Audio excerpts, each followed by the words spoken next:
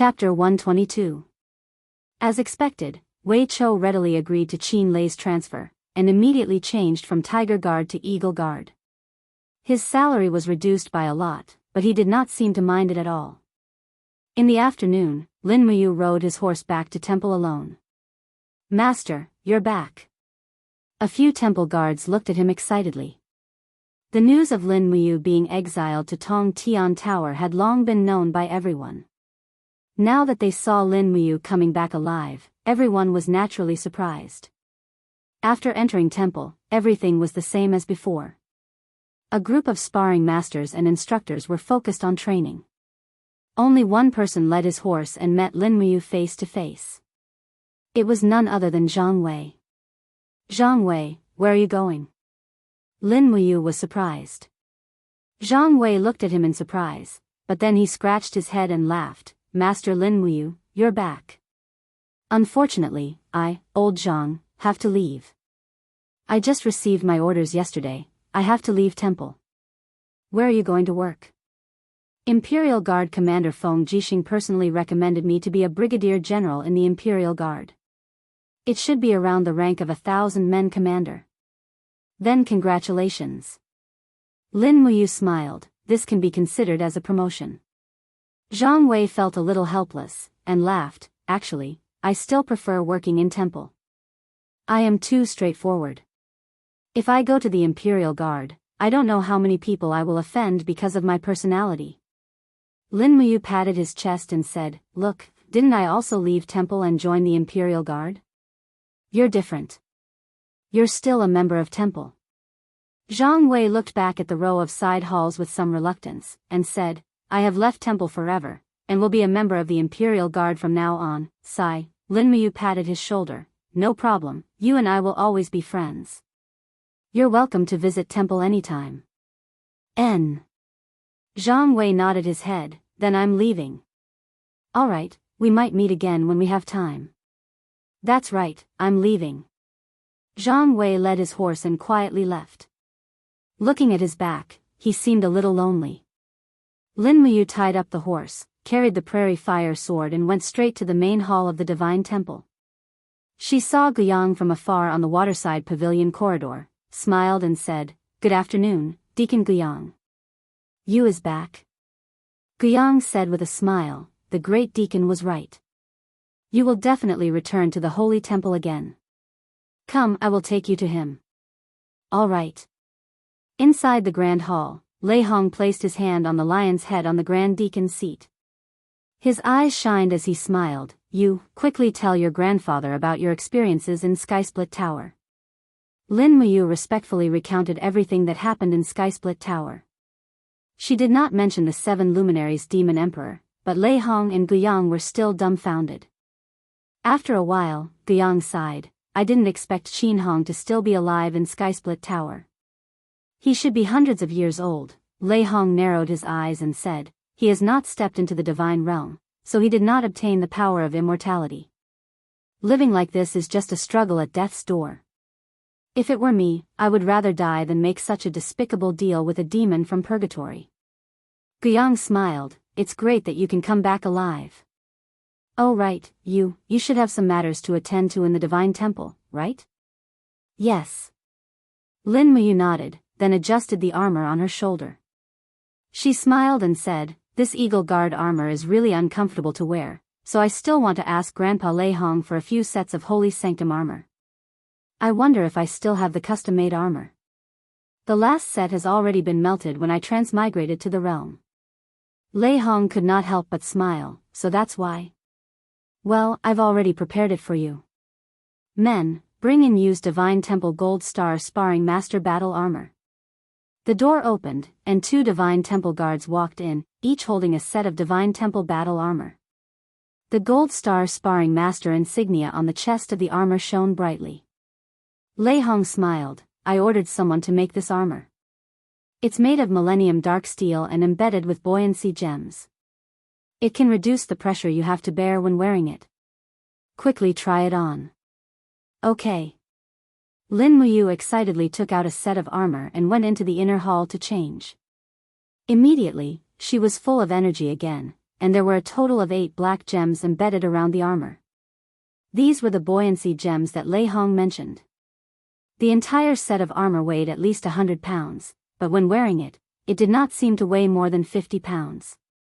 This set of armor was indeed a treasure. He was overjoyed, and hurriedly cupped his fists. "Thank you, Grandpa Lei Hong, I really like this set of armor." "As long as you like it." Lei Hong lightly stroked his white beard, and said proudly, "This is made by our Divine Temple's skilled craftsmen, it's famous." "Oh right, didn't you apply to become an Eagle Guard? When are you going to the Eagle's Nest?" "I'll go in the afternoon." "Okay, then Grandpa will not keep you. Every Eagle Guard mission is risky, you have to be careful." "Yes, then Grandpa will go?" "Okay." Guiyang sent him out, and sighed as he walked. Now that you've left, Zhang Wei has also left. Now, our Divine Temple has once again returned to that state of withering talents. It seems that in the entire Divine Temple's younger generation, only young Prince Qin Yan looks decent. Lin Muyu smiled slightly. Young Prince Qin Yan is naturally intelligent, and is a talent that can be molded. With proper nurturing, he can become a top-notch expert. Yes, in any case, when you have time, you should come back to the Divine Temple to take a look. Okay, Grandpa Guiyang. After that, he made a trip to the spiritual medicine department, and after bidding farewell to Chu Yao, he went to the Eagle's Nest. The so-called Eagle's Nest was actually a facility set up outside of Lanyan City. It had 2 main functions. One was to directly provide the Empire's Zhe Tian Palace with some important intelligence, and the second was to send experts into the deep mountains to hunt high-level spirit beasts, to provide the Zhe Tian Palace with rare beast spirit stones, meat, etc. Every autumn, the Eagle's Nest would be very busy, preparing food for the winter. After leaving the city, he galloped along the small path for a few li, and from afar, he could see a camp built on a mountain ridge adjacent to Lanyan City. It was the Eagle's Nest. The Eagle's Nest was a newly built department, and belonged to the Imperial Army. The camp was very simple, and the Central Army was built from a mountain deity temple. The rest of the camps were all tents, and some of the more simple ones were built with grass and wood. It was no wonder that Feng Jixing and Qin Lei said that the Eagle Guards lived a tough life. There were not many soldiers stationed at the Eagle's Nest, and there were less than 200 of them, and among them, 110 were Lin Muyu's subordinates. They galloped along the mountain path, and not long after, Wei Chou came up to welcome them. He gave a straight Empire's military salute, and said, "General, the commander is already waiting for you in the Central Army. Come quickly. Lead the way." "Yes." They galloped all the way into the Eagle's Nest. Lin Muyu led the way, and when she looked down, she realized that the place was very steep. The camp was built on the cliff, and it looked like a bird's nest at the top of a tree. It was no wonder that this organization was called the Eagle's Nest. There were 7 centurions in the Eagle's Nest, and one of them was the commander of the Eagle's Nest. Lin Muyu was one of the 7 centurions, and the commander was a man called Meng Fong. It was said that Meng Fong's ancestor was a famous general, but after a few thousand years, he was no longer known. A mere commander of 1,000 men commander, how could he be considered a famous general? After entering the central tent, Lin Muyu cupped her fists and said, "Lin Muyu pays her respects to the commander." Meng Fong was a man around 40 years old, with thick eyebrows and big eyes. He laughed and stood up, saying, "Lord Lin Muyu is finally here. Hurry up and take a seat, your arrival is like a timely rain." "What do you mean?" Lin Muyu asked after sitting down. Meng Fong muttered to himself with some distress, and said, "Half a month ago, the Zhe Tian Palace gave us a winter mission. We need 2 fire spirit stones over 4,000 years old, 1 rock spirit stone over 5,000 years old, 1 light spirit stone over 5,000 years old, 20 cloud deer over 1,000 years old, 100 swift wolf pelts over 500 years old, 10 fire fox pelts over 1,000 years old, and a wild boar over 1,000 kilograms. They said that it was for the priests at the end of the year ceremony." Lin Muyu was a little dizzy from listening to this, and said with a smile, "That's a lot of missions, how many have we completed?" Meng Fong coughed and smiled a little awkwardly. Out of the 7 centurions, 4 have entered the Cangnan province to carry out a reconnaissance mission. Of the remaining 2, 1 was seriously injured in the battle to kill a 6,000-year-old rock goat, and the other is carrying out a mission to kill a swift wolf. So, the only person I can use now is you. Then when do I set off? The sooner the better. Meng Fong looked in the direction of Lanyan City and said, actually, I won't hide it from you. The 2 fire spirit stones are prepared for Princess Shi, the 5,000-year-old rock spirit stone is prepared for young Prince Qin Yan, and the 5,000-year-old light spirit stone is prepared for Her Highness Yin. I know that General Lin actually knows all of them, so you are the most suitable person to carry out this mission. As he said this, Meng Fong coughed and said, to be honest, among the generals of the Eagle's Nest, your strength is the strongest. If I send someone else to hunt a spirit beast over 5,000 years old, I'm very worried that they won't be able to protect themselves. Got it. Lin Muyu stood up, cupped her fists and said with a smile, Commander, how many people do you intend to give me? 50 people, including 10 Imperial Guards with Earth Realm strength. What do you think? All right, thank you. You're welcome. I wish General Lin victory. After leaving the central tent, Wei Chou frowned and said, General, the commander is obviously bullying us new Eagle Guards. He actually gave us the entire winter hunting mission. I clearly saw many Imperial Guards playing chess, hunting, and so on in the camp. Why did he make us do such dangerous and hard work? How despicable. Lin Muyu shushed him and said with a smile, lower your voice, just treat it as the most capable people doing more work. Go and select the elite troops, we will set off in the evening and enter the dragon-seeking forest through the night. Bring enough supplies, just treat it as self-training. Yes.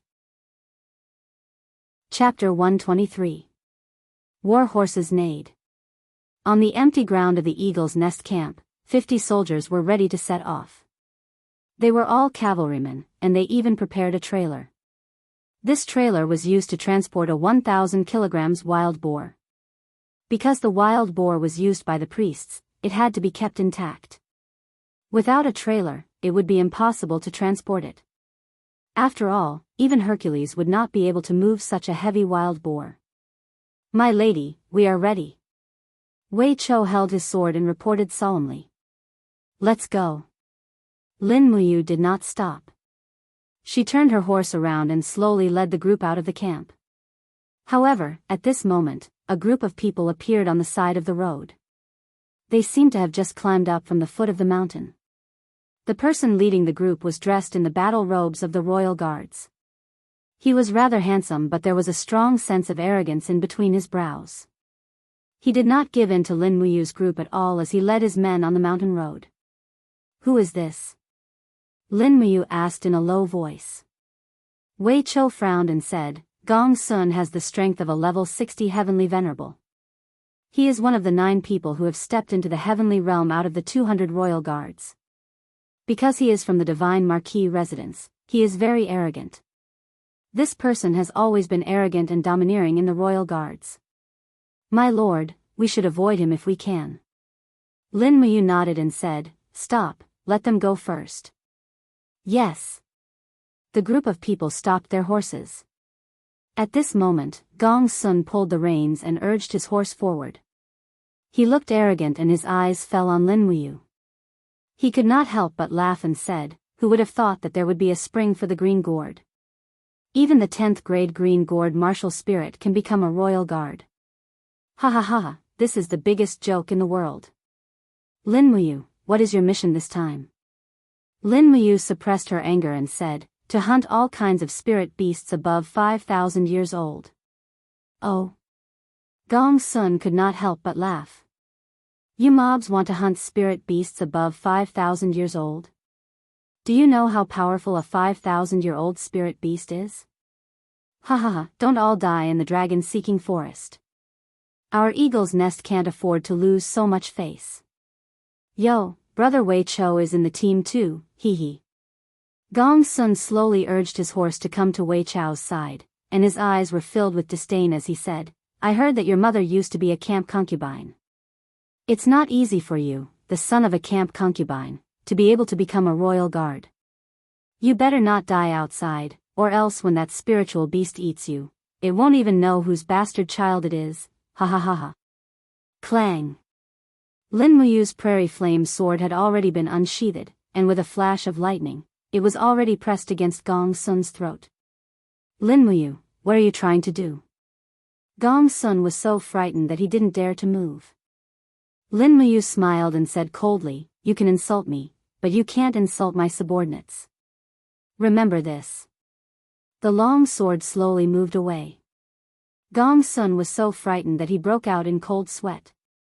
He and Lin Muyu were both at the first heaven of the heaven state, but he was threatened by the other party's sneak attack.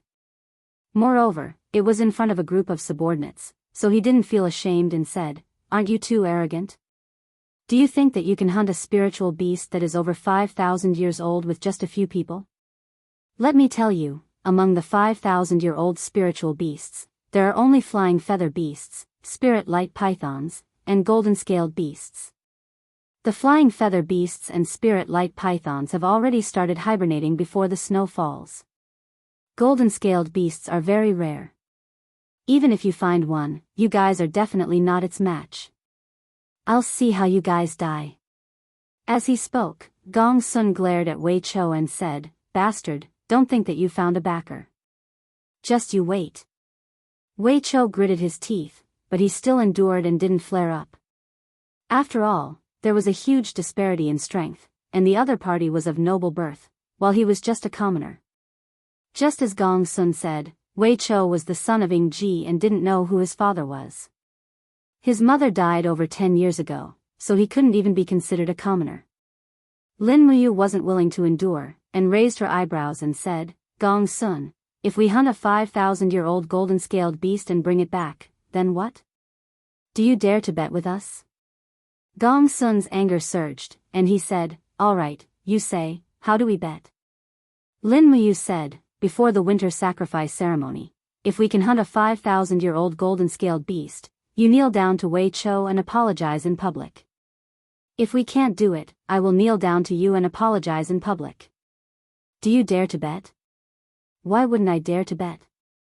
Gong Sun raised his palm and said loudly, everyone listen up, if Lin Muyu is able to hunt a golden-scaled beast that is over 5,000 years old, Gong Sun, am willing to kneel down and apologize to Wei Chou, but if they are unable to hunt it, Lin Muyu will kneel down and apologize to me, Gong Sun, in front of everyone. Everyone raised their weapons and cheered. This group of people's ability to jeer was indeed not simple. The two teams passed by each other, and the farce was temporarily stopped. But Lin Muyu knew that this matter was far from over. The Divine Marquis residence's hostility towards her was getting stronger, and there were actually people from the Divine Marquis residence in the Imperial Guards. This Shi Yifan was too omnipotent. Was this the rhythm of having students all over the world? Wei Chou urged his horse to follow Lin Muyu, and said in a low voice, thank you, sir, what are you thanking me for, you're still so polite with me. He smiled lightly. Sir. Wei Chou wanted to say something, but stopped. After a few seconds, he said, I am the son of Ing Ji, even my name is my mother's surname. Will you look down on me? Lin Muyu suddenly stopped her horse, and with a serious expression, she said, don't say such things in the future. I don't care what your background is, you are my companion, and also my brother. I will not tolerate anyone bullying you in front of me, and I will never look down on you. That's all. Is there anything else you want to ask? No. No more, then let's go quickly, we must hunt down the golden-scaled beast before the winter sacrifice ceremony. This is not a boast, if we really can't find the golden-scaled beast, I will have to kneel down to that grandson and apologize. You also don't want to see me kneel down to that kind of person and apologize, right? Wei Chou was relieved, and a smile emerged on his face. He urged his horse to catch up and said, no, we will definitely find the golden-scaled beast. Yes. When night fell, the team arrived at the edge of the dragon-seeking forest. In the distance, more than 10 Imperial guards were patrolling. The one in the lead, holding a long spear, galloped over on his horse, and said, who is it? Wei Chou set up a torch, and Lin Muyu took out his waist token, saying, Eagle Guard Lin Muyu, under orders to enter the dragon-seeking forest to hunt the required spirit beasts. This Imperial Guard general was a centurion, and his rank was originally higher than Lin Muyu's, but once he heard that he was an Imperial Guard, he immediately showed a respectful expression, and said, Sir, you must be careful entering the dragon-seeking forest so late at night. The swift wolves are most active at night, and we have already hunted down many swift wolves on the outskirts to prevent them from coming down the mountain and harming the people of the small village. Yes, thank you for the reminder. Lin Muyu urged his horse past, and led the 50 elites behind him into the dragon-seeking forest. This forest was actually protected, and ordinary hunters and cultivators were not qualified to enter the dragon-seeking forest at all. Of course, the forest was too big, and there were not that many soldiers to protect it, so they only set up a checkpoint on the side adjacent to the imperial capital. They did not encounter any obstacles along the way, and a few swift wolves appeared, but they were all easily taken care of by a few imperial guards in less than 400 years. At midnight, Lin Muyu gave the order to set up camp. They set up camp in a steep terrain. As the highest-ranking general of this small team, Lin Muyu was arranged to be in a cave, but he did not mind. He ate something early and prepared to rest.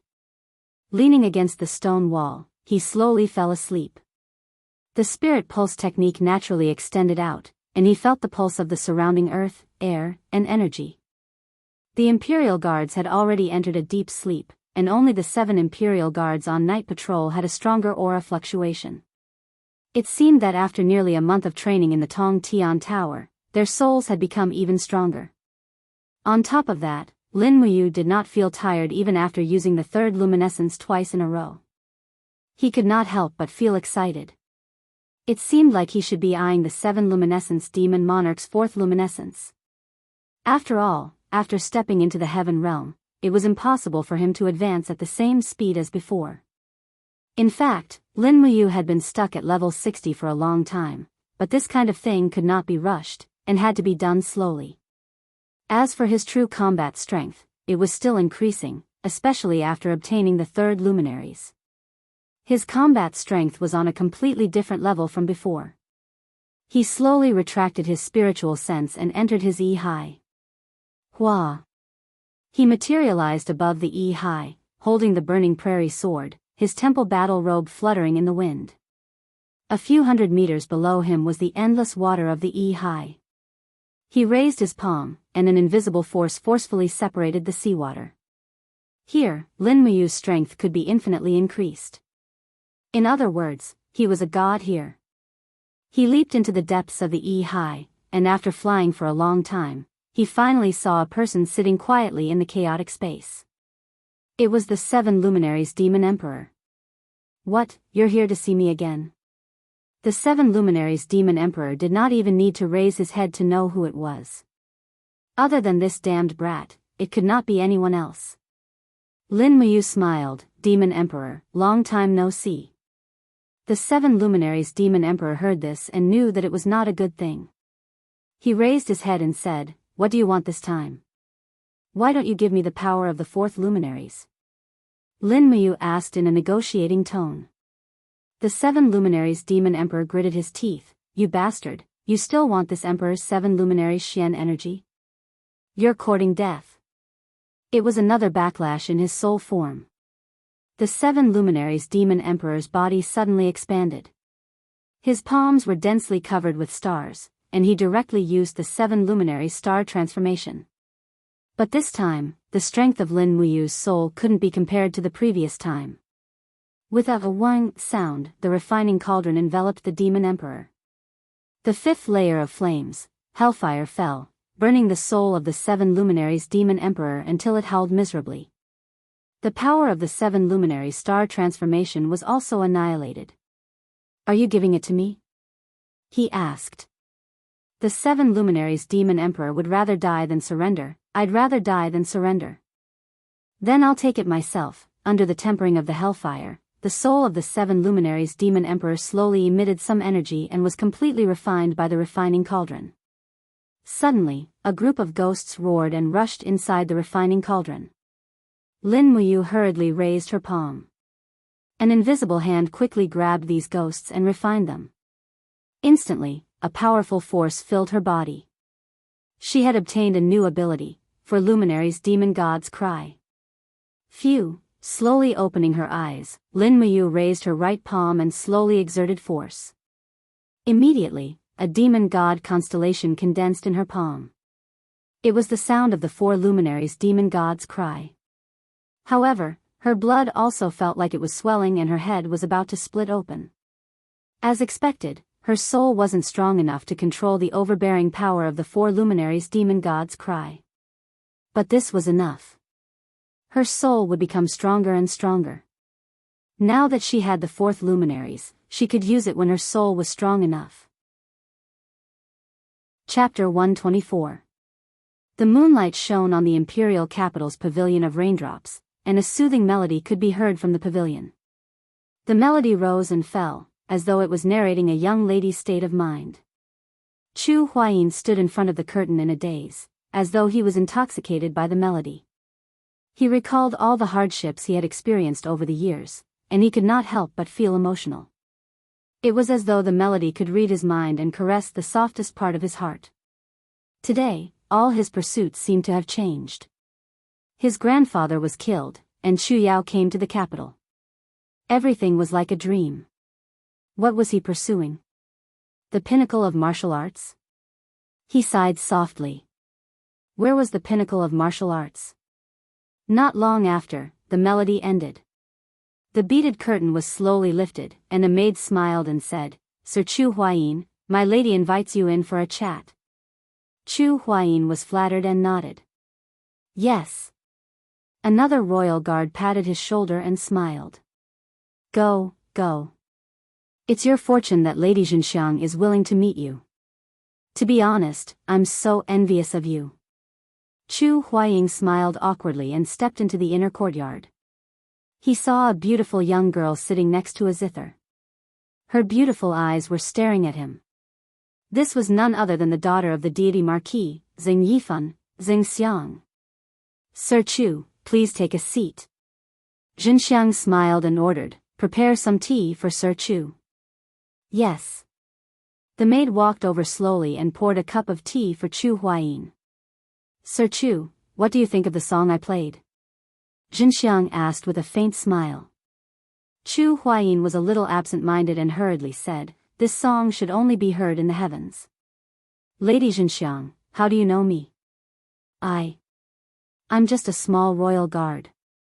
Xianxiang laughed and said, Sir Chu, do you remember the sword duel tournament 3 years ago? You used the star-plucking finger to consecutively defeat more than 10 experts, but ultimately lost to Feng Jixing's wind-walking saber technique. What a pity. At that time, this little girl was at the side of the stage, and personally witnessed Lord Chu's unparalleled talent. Chu Huayin couldn't help but blush. That was just a small trick.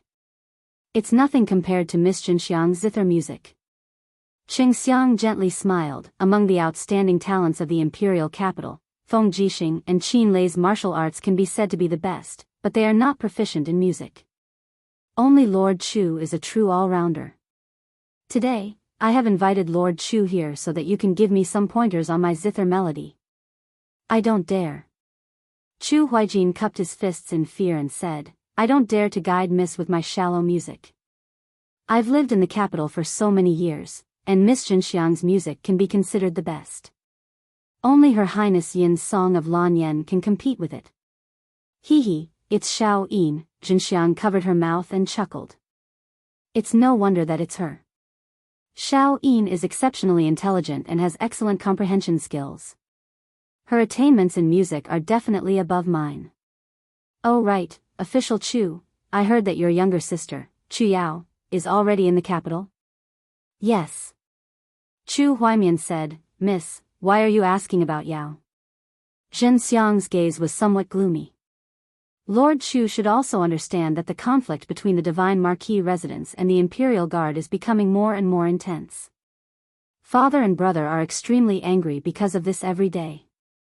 This time, I have invited you here in order to resolve the conflict between the Divine Marquis residence, the Imperial Guard and the Divine Temple.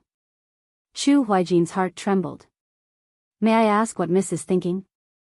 Xianxiang sighed faintly and looked deeply at Chu Huaijin with her beautiful eyes. I won't hide it from you. After we parted at the sword competition 3 years ago, I still can't forget you. Perhaps you don't even know of my existence, but I have you in my heart.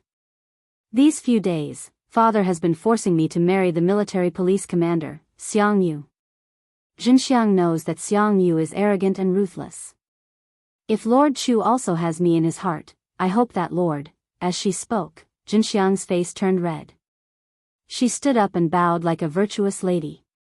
Her voice was as soft as a mosquito's buzz. I hope that Lord Chu can come to the Divine Marquis residence to propose marriage. I am willing to spend the rest of my life with you. Chu Huaijin's body trembled. Joy and shock mixed together. After a while, he cupped his fists and said, Chu Huaijin is just a commoner. I'm afraid that his status is not good enough for Miss. Xianxiang was stunned.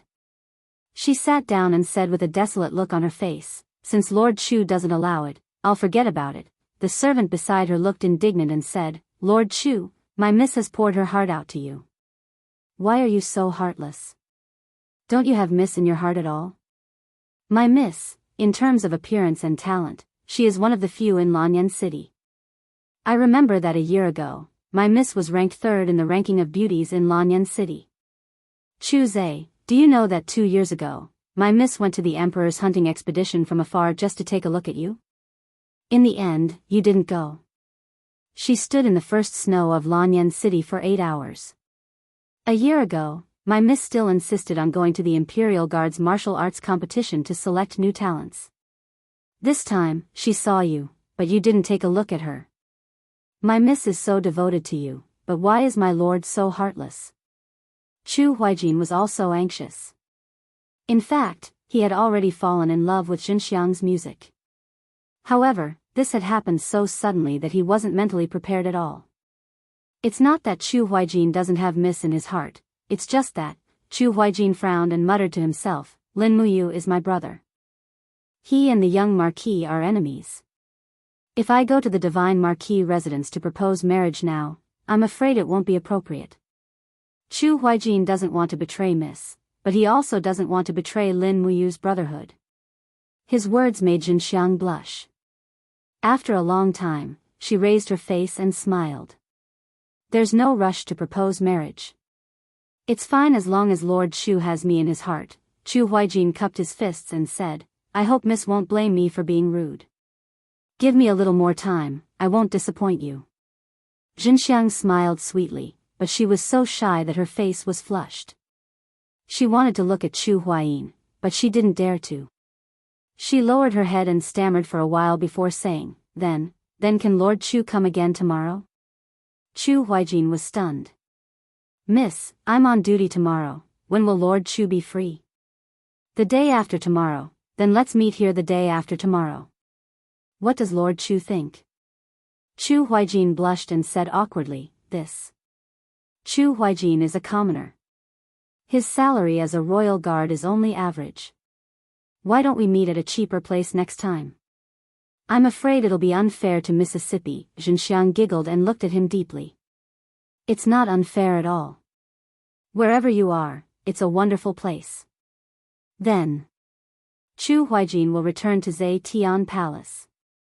We can't delay for too long. Xianxiang will send you off. In the night, Chu Huaijin and Xianxiang walked out of the pavilion of raindrops side by side. They didn't know that a pair of eyes was staring at them from the pavilion. It was a skinny man around 30 years old. His face was filled with jealousy and hatred. Chu Huaijin, you bastard. How dare you try to get your hands on my Mississippi? If the Divine Marquis finds out, he'll make you wish you were dead. Xianxiang and Chu Huaijin naturally didn't know that danger was approaching. They were still immersed in the joy of their first love. This day was very important to both of them. The happiest thing in the world was knowing that the person you love also loves you. The cries of wild pheasants broke the silence of the night. A ray of sunlight pierced through the clouds. The sky was bright. Lin Muyu woke up from her sleep.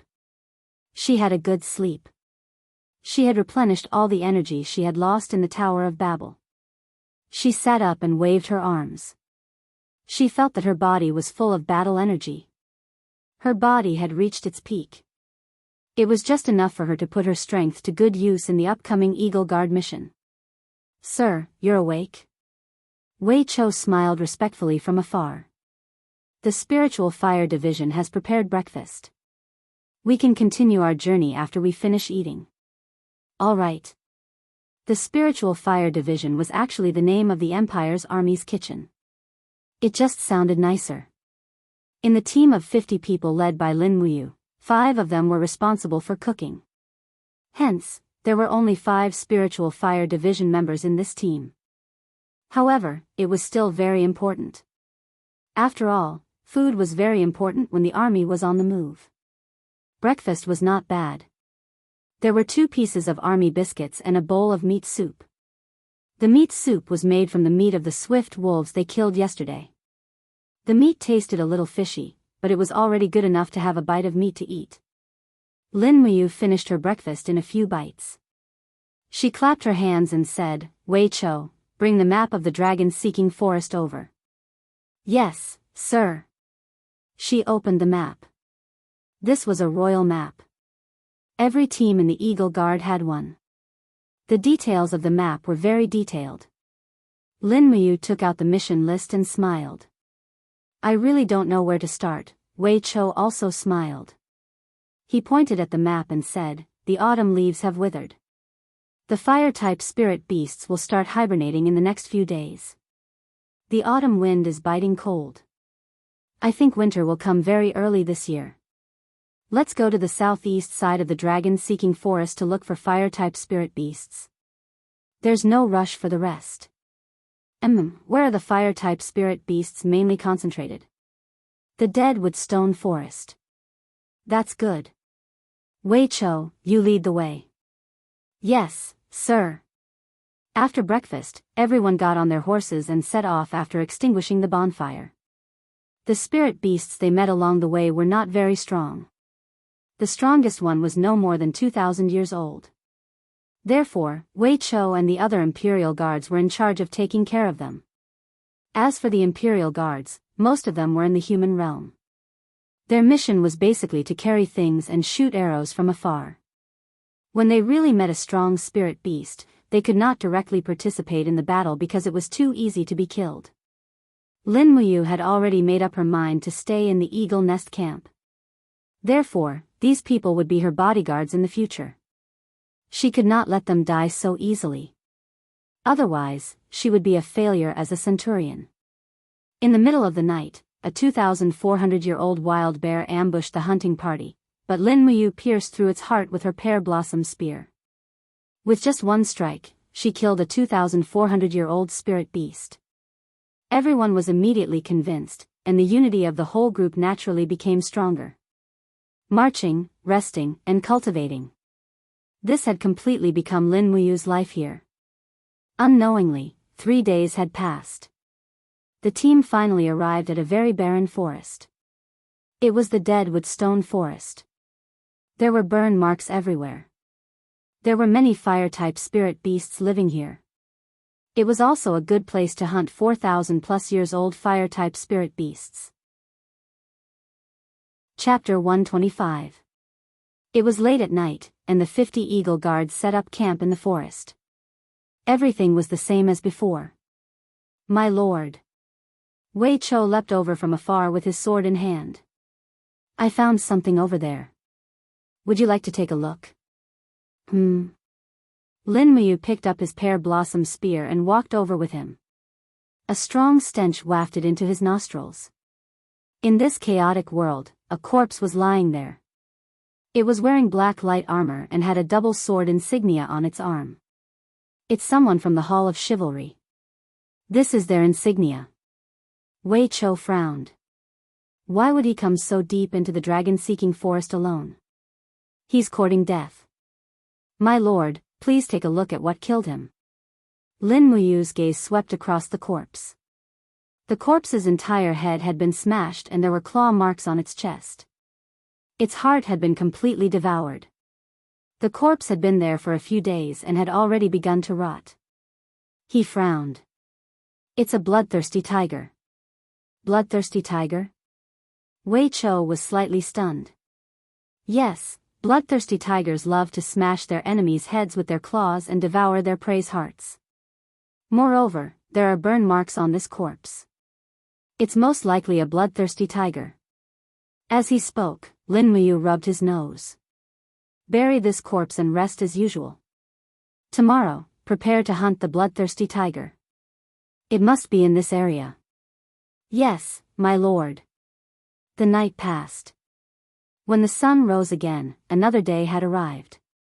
10 people were left behind to look after the horses while the remaining 40 were led by Lin Muyu into the nearby forest. As they walked, Wei Chou asked, "My lord, how do you determine where the bloodthirsty tiger is?" "There's no need to determine. Just lure it out of the cave." "How?" Wei Chou was stunned.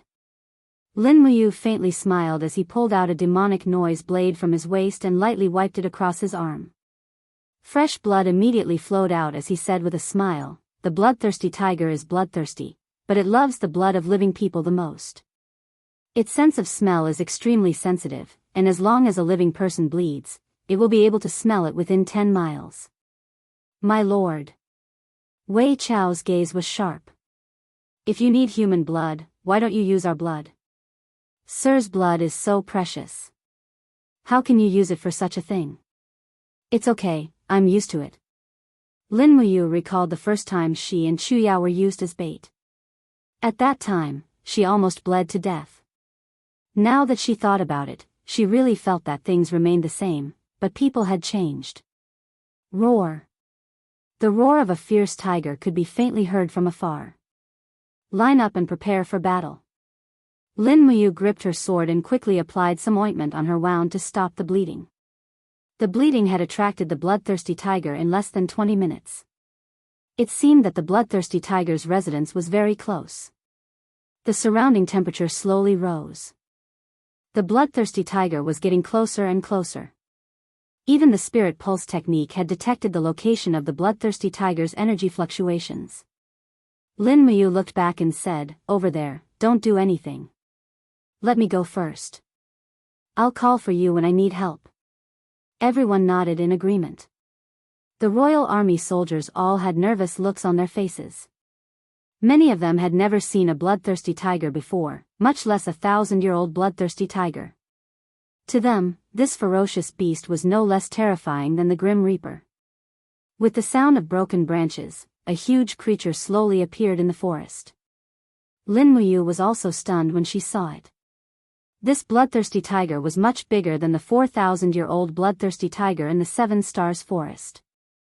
Its fur was colorful, and there were a total of 5 golden and 7 silver patterns on its forehead. This was a 5,700-year-old bloodthirsty tiger.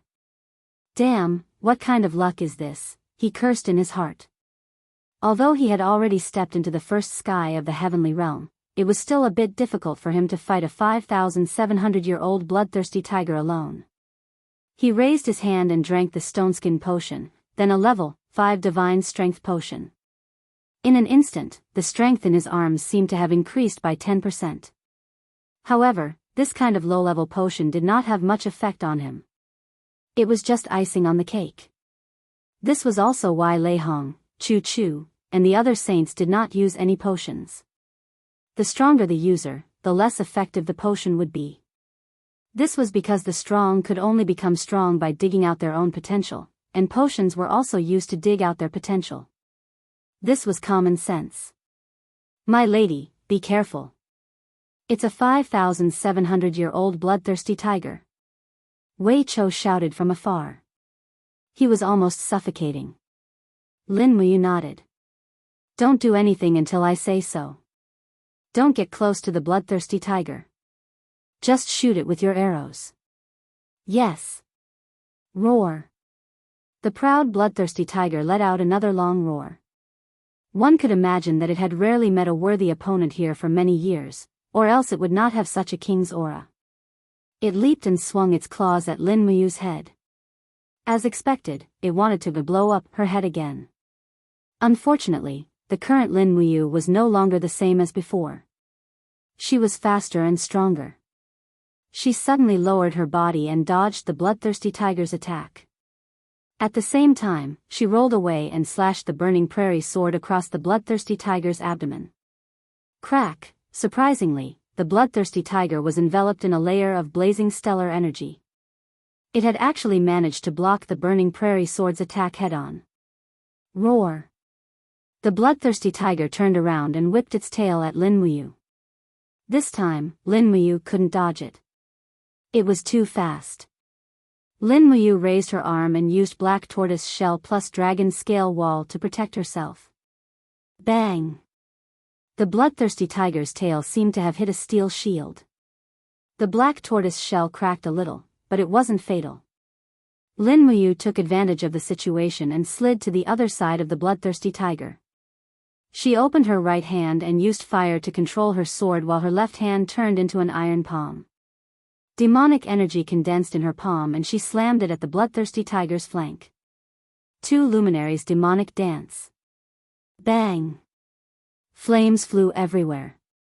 The bloodthirsty tiger was just an animal after all, and it could not withstand the attack of the seven luminaries' profound force. It howled in pain and stumbled back a few steps, the righteous energy around its body beginning to dissipate. Lin Muyu raised her right hand and used Dragon Flame Spiral Slash.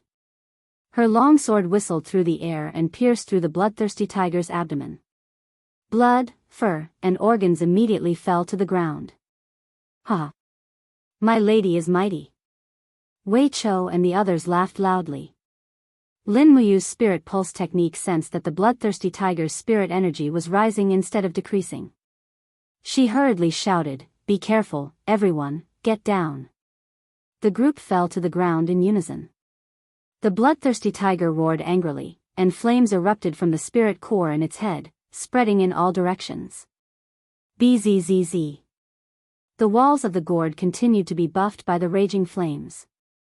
Lin Muyu walked towards the bloodthirsty tiger step by step, her blood and qi surging within her body. This 5,700-year-old spirit beast was simply too powerful.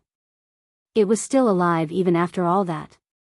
Just as she got closer, the bloodthirsty tiger roared again and slammed its claws into the wall of the gourd. Pung! The mystic tortoise shell shattered, and 3 deep gashes appeared on the dragon scale wall. Lin Muyu's body swayed, and she retreated a few steps. A trickle of blood flowed from the corner of her mouth. In the end, she was still injured. Her strength was not enough to kill a 5,700-year-old bloodthirsty tiger without taking any damage. She opened her palms slightly, and the burning prairie sword, which had been stabbed into the rock, began to tremble and hum. Using the power of the sword of lightning, she pulled it out with a clang, then turned it into a streak of light and stabbed it into the bloodthirsty tiger's body once more. This time, the bloodthirsty tiger's spirit energy was almost completely depleted. Under the spirit pulse technique's detection, the bloodthirsty tiger was already on the verge of death. Pata, he sat down on a rock behind him and said, "All right, go and cut the bloodthirsty tiger's throat. Be careful not to injure its brain. It would be a pity if you damaged this precious fire-type spirit stone." "Yes, my lady." Wei Chou raised his sword and rushed over, cutting the tiger's head in half. With another 2 slashes, the bloodthirsty tiger's head and tail were separated. This 5,700-year-old bloodthirsty tiger should not have been killed so easily. Unfortunately, it had encountered an expert like Lin Muyu, who possessed the 7 luminaries' profound force. The second luminaries had directly beaten the bloodthirsty tiger into a daze, so it was naturally easier to kill. A few minutes later, Wei Chou walked over with a flaming, bloody spirit stone in his hands. He smiled happily and said, "Sir, we've got the first spirit stone. It's a bloodthirsty tiger's spirit stone of 5,700 years old. It has far exceeded the requirements that the Zetian Palace had set for us. We've exceeded the requirements. That's good. Wash it. We can't hand it over in such a dirty state." "Yes." After handing the fiery spirit stone to a royal guard to wash, Wei Chou turned to look at the bloodthirsty tiger's carcass, only to find that there was a wild beast spirit circling the tiger's head. He pursed his lips, his eyes filled with ardent hope, and said, "My lady, this wild beast spirit." Lin Muyu looked at him with amusement and said, "I have already stepped into the heaven realm, so I can no longer rely on refining the wild beast spirit to increase my strength. It would be a waste for me to use it. Go, but be careful. You are weaker, so don't be too greedy. You should absorb about a third of this 5,700-year-old beast spirit. Otherwise, you might end up in trouble." "Thank you, my lady." Wei Chou was overjoyed. He turned around and summoned his martial soul. It was a 4th-grade beast martial soul, the fire dragon. The fire dragon was an ancient beast, and the fire dragon was a master of flames. Wei Chou's martial soul was very good, and he was a promising talent. There were only a few commoners who could comprehend a 4th-grade martial soul, and this was probably the biggest reason why Wei Chou was chosen to join the royal guard. The ferocious-looking fire dragon coiled around Wei Chou's shoulder and began to devour and refine the bloodthirsty tiger's spirit. This process lasted for a long time. Perhaps it was because he was not strong enough, but after about 2 hours, Wei Chou had only refined about 20% of the bloodthirsty tiger's spirit. His face was covered in sweat, and he was starting to run out of energy. By this time, Lin Muyu had also recovered from her internal injuries. She stepped forward and gently raised her palm. The artifact refining cauldron descended in the form of energy, quickly grabbing the essence of the bloodthirsty tiger's beast spirit and refining it in less than 3 minutes. Afterwards, she fed it to the fire dragon in the form of pure spiritual energy. A trace of shock flitted across Wei Chou's face. "My lady? Focus on refining it." "Yes." His face was full of gratitude. After a few more minutes, Wei Chou let out a long sigh of relief. He actually spat out scorching flames from his mouth, and the fire dragon on his shoulder let out a hiss. Its body was enshrouded in fiery stellar energy. "My lady." Wei Chou was ecstatic. This general has refined the bloodthirsty tiger's ability. It's that fiery stellar energy." Lin Muyu pretended not to know. She patted his shoulder and smiled. "Not bad. You're very lucky, kid." "Thank you, my lady." Although Wei Chou didn't know what was going on, he knew that Lin Muyu must have helped him. Otherwise, refining the bloodthirsty tiger's beast spirit would not have been so easy. Chapter 126. On the 6th day after entering the dragon-seeking forest, they finally found a second fire-type spirit beast that was over 4,000 years old. It was a 4,200 years old flaming ironback bear. Roar! The flaming ironback bear stood at the bottom of the cliff and roared, but it did not initiate an attack.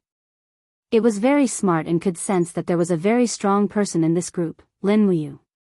It could not see through this person's strength. "Master." Wei Chou was eager to give it a try and said, "Let us handle this spirit beast.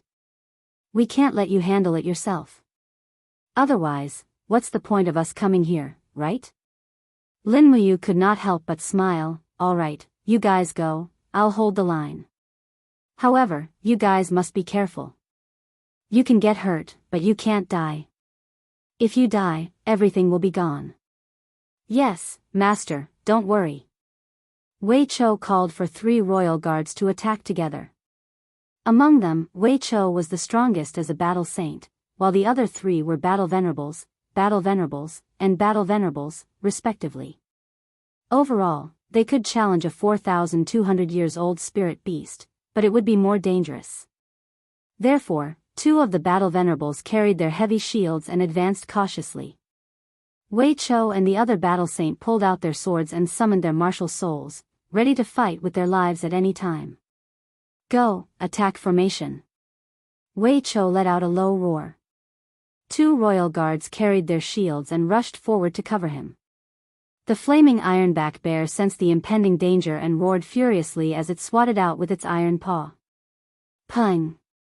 The shield of one of the royal guards was knocked back. That thick and heavy shield actually had a deep impression of the bear's paw. Even the raging flames had swept past the mark, showing signs of melting. However, the ironback bear had also paid a price for this attack.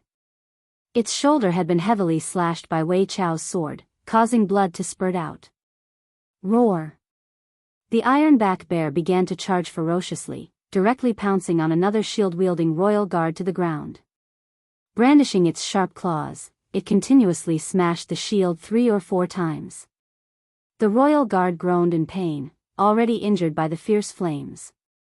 Lin Muyu quickly moved her palm to the hilt of her sword. The burning prairie sword was ready to be unsheathed at any moment.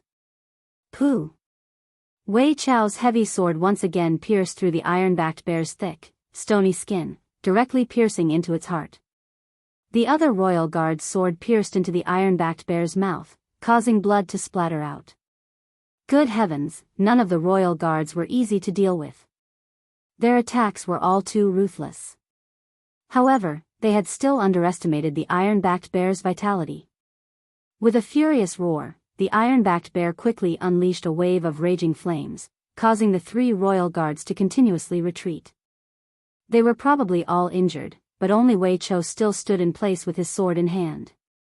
With the fire centipede marshal's soul protecting him, he used the ability of the fire chi to block the iron-backed bear's raging flames. This skill was indeed rather useful. The iron-backed bear was completely unleashing its vitality to counterattack. After the raging flames had burned the surroundings into ashes, its own strength had also instantly dropped to rock bottom. In a flash, Wei Chou appeared in front of the iron-backed bear. He leaped up and swept his sword horizontally. Crack! The huge bear's head slowly slid down. Lin Muyu couldn't help but secretly cheer, beautiful. A few minutes later, Wei Chou dug out a fresh fire spirit stone and said with a smile, "Madam, the mission to collect fire spirit stones has been completed. Our performance is not bad, right?" Lin Muyu cast an approving look at him. "The royal guards are indeed dragons among men, hee, madam is too kind." Wei Chou happily washed the iron-backed bear's spirit stone with the water in his water bag. He wasn't old, perhaps even younger than Lin Muyu. In fact, he was still a very childish fellow. However, as a member of the royal guards and a commoner's background, the pressure in his life was simply too great. The royal guards didn't keep idle people, so he had to improve his strength every day. Otherwise, he might be replaced by someone else one day. A group of royal guards happily skinned the iron-backed bear and took out its meat. After eating the bloodthirsty tiger's meat for several days, their mouths were all very picky. The bloodthirsty tiger's meat was too bitter and not very tasty. On the other hand, although the iron-backed bear's meat was coarse, it was very resistant to hunger. Many people in the army liked to eat bear meat to fill their stomachs, but the iron-backed bear was very rare. The people of the Spirit Fire Division carried bags of bear meat and hung them on the sides of the warhorses. Lin Muyu mounted her horse and looked around. She discovered that everything here had withered. There wasn't a trace of greenery in the mountains. In just a few days, the change from autumn to winter had been completed. Just as Wei Chou had said, winters seemed to have come especially early today. Lin Muyu rubbed her hands together and said, "Let's set off quickly." "Where's our next destination?" Wei Chou unfurled the map and looked at it. He said, "Rubble Valley, located in the northwest corner of the dragon-seeking forest. There are rocks everywhere, so most of the spirit beasts living there have absorbed a lot of rock attribute spirit energy. We might be able to find a rock attribute spirit beast of sufficient age there. Moreover, if we look north of the Rubble Valley, we will reach the north of the dragon-seeking forest. It is said that a golden-scaled beast has appeared there." Got it. Let's go. Yes. Lin Muyu spurred the warhorse forward slowly. At this moment, snowflakes suddenly floated in the air. He looked up in surprise and said, "It's snowing so soon." Wei Chou said with a smile, "It's definitely going to be a cold winter this year." The snow was getting heavier and heavier. Soon, the ground of the forest was covered with a layer of frost. Lin Muyu was still riding through the mountains. Snowflakes fell on the shoulder armor of his pure white temple battle robe and did not melt for a long time. The weather was getting colder and colder, causing him to shiver uncontrollably. He turned to look in the direction of Lanyan City. Suddenly, his heart skipped a beat and he couldn't help but say, I wonder if it's snowing in Lanyan City. His longing seemed to be able to pass through thousands of miles of snow to reach his beloved. Wei Chou exhaled hot air and laughed as he said something that spoiled the mood. Hey, I don't know if it's snowing in Lanyan City. I only know that it's snowing here. It's the season to defecate, melt snow, and cook rice. Lin Muyu, if it weren't for her good temper, she would have ordered him to be executed on the spot. Thousands of miles of mountains and rivers were covered in snow. It was snowing heavily in Lanyan City. Large flakes of snow fell on the courtyards and waterside pavilions. The lake water had already frozen into ice. The outside of the Phoenix Perching Hall was already covered in white. The maids carried heaters back and forth while the imperial guards in white robes patrolled silently with their hands on the hilts of their swords. There were a total of 70 dragon guards in the Zetian Palace, and 20 of them were assigned to the Phoenix Perching Hall alone. It was clear how much importance Qin Jin placed on the little princess. The main doors of the Phoenix Perching Hall were open. The cold wind blew in continuously, causing the flames in the heaters to sway. A delicious and tender deer leg was being roasted on top of the heaters. An attendant was carefully shaking the venison and sprinkling seasonings on it. Meanwhile, Qin Yin and Tang Xiaoxi were sitting on either side of the heaters. The two of them looked at the falling snow together, as if their minds were no longer on the delicious food in front of them. I wonder if it's snowing in the dragon-seeking forest. Qin Yin suddenly said. Tang Xiaoxi had wanted to say this a long time ago, but she was too embarrassed to say it. Hearing Qin Yin's words, she pouted and said, I wonder if Mu brought a coat. Qin Yin giggled. I wonder if Ayu knows that both of us are thinking about him. Tang Xiaoxi also laughed. Xiao Yin, do you like Mu too? Yes. Qin Yin blushed. But I can't say that it's that kind of like. What about you, Xiaoxi? Tang Xiaoxi blinked and continued to look at the sea of snow outside. I actually don't know what is like or what is love. I just feel that when Mu is by my side, I am very happy. When he speaks, I smile. No matter what he does, I feel that he seems to glow. Xiao Yin, does this count as liking? Qin Yinxua moved her red lips and said, I guess so. What about you? Tang Xiaoxi sat closer and put her palm on Qin Yin's leg for warmth. She smiled and said, how does Xiao Yin like Mu? Qin Yin was startled. A trace of sadness flashed through her eyes. She lowered her head and said, so what if I like him or not? I am the heir of the family. Who I will marry is already decided by the heavens. I have no right to talk about this. Tang Xiaoxi looked at her with some loneliness. She suddenly smiled and said, poor thing. Pfft. Qin Yin was amused by her and suddenly burst out laughing. Xiaoxi, you are too mischievous. I am not. The attendant at the side looked at the two peerless beauties talking about their best friend. However, he remained calm and did not act impulsively. He was calm because he knew that these two beauties were of noble status and were not people he could associate with.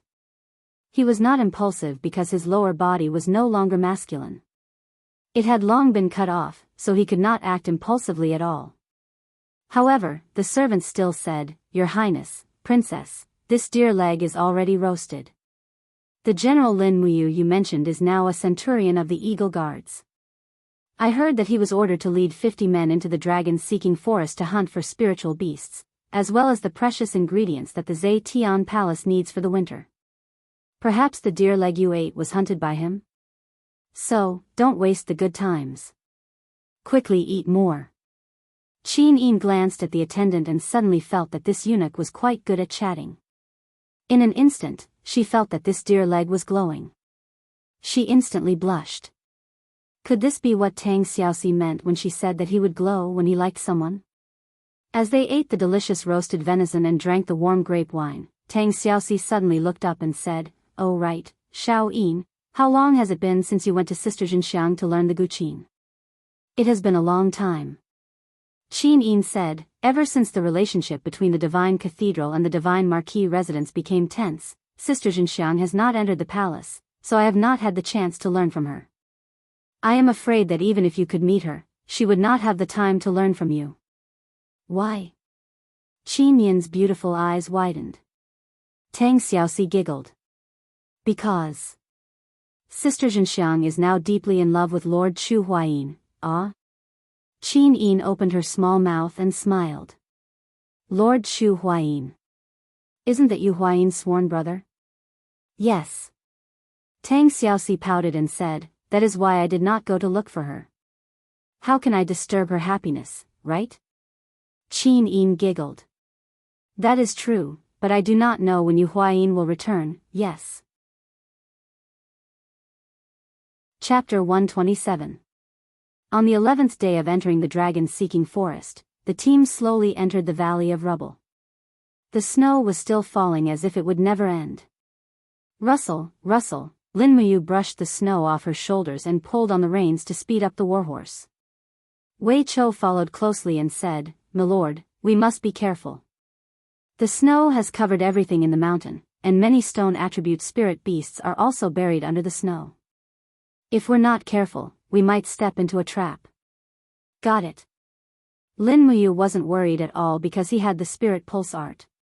When his spiritual sense pulsed, almost any energy fluctuation within 3 miles couldn't escape his senses.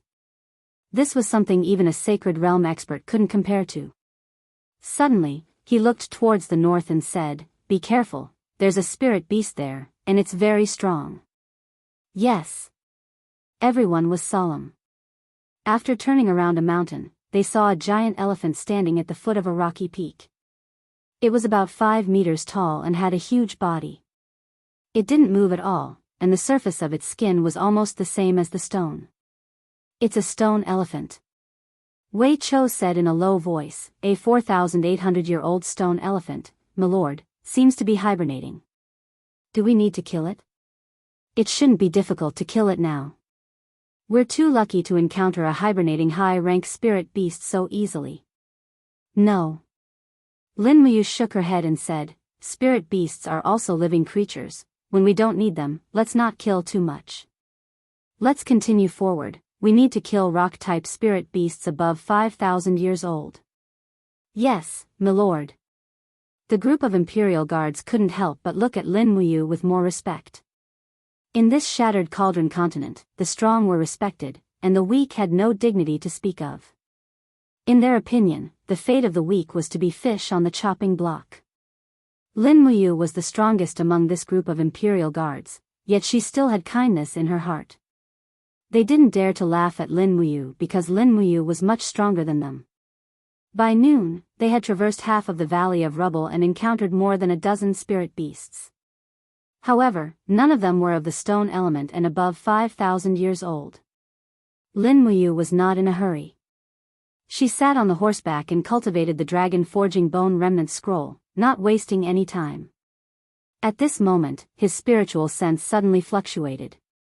It had appeared.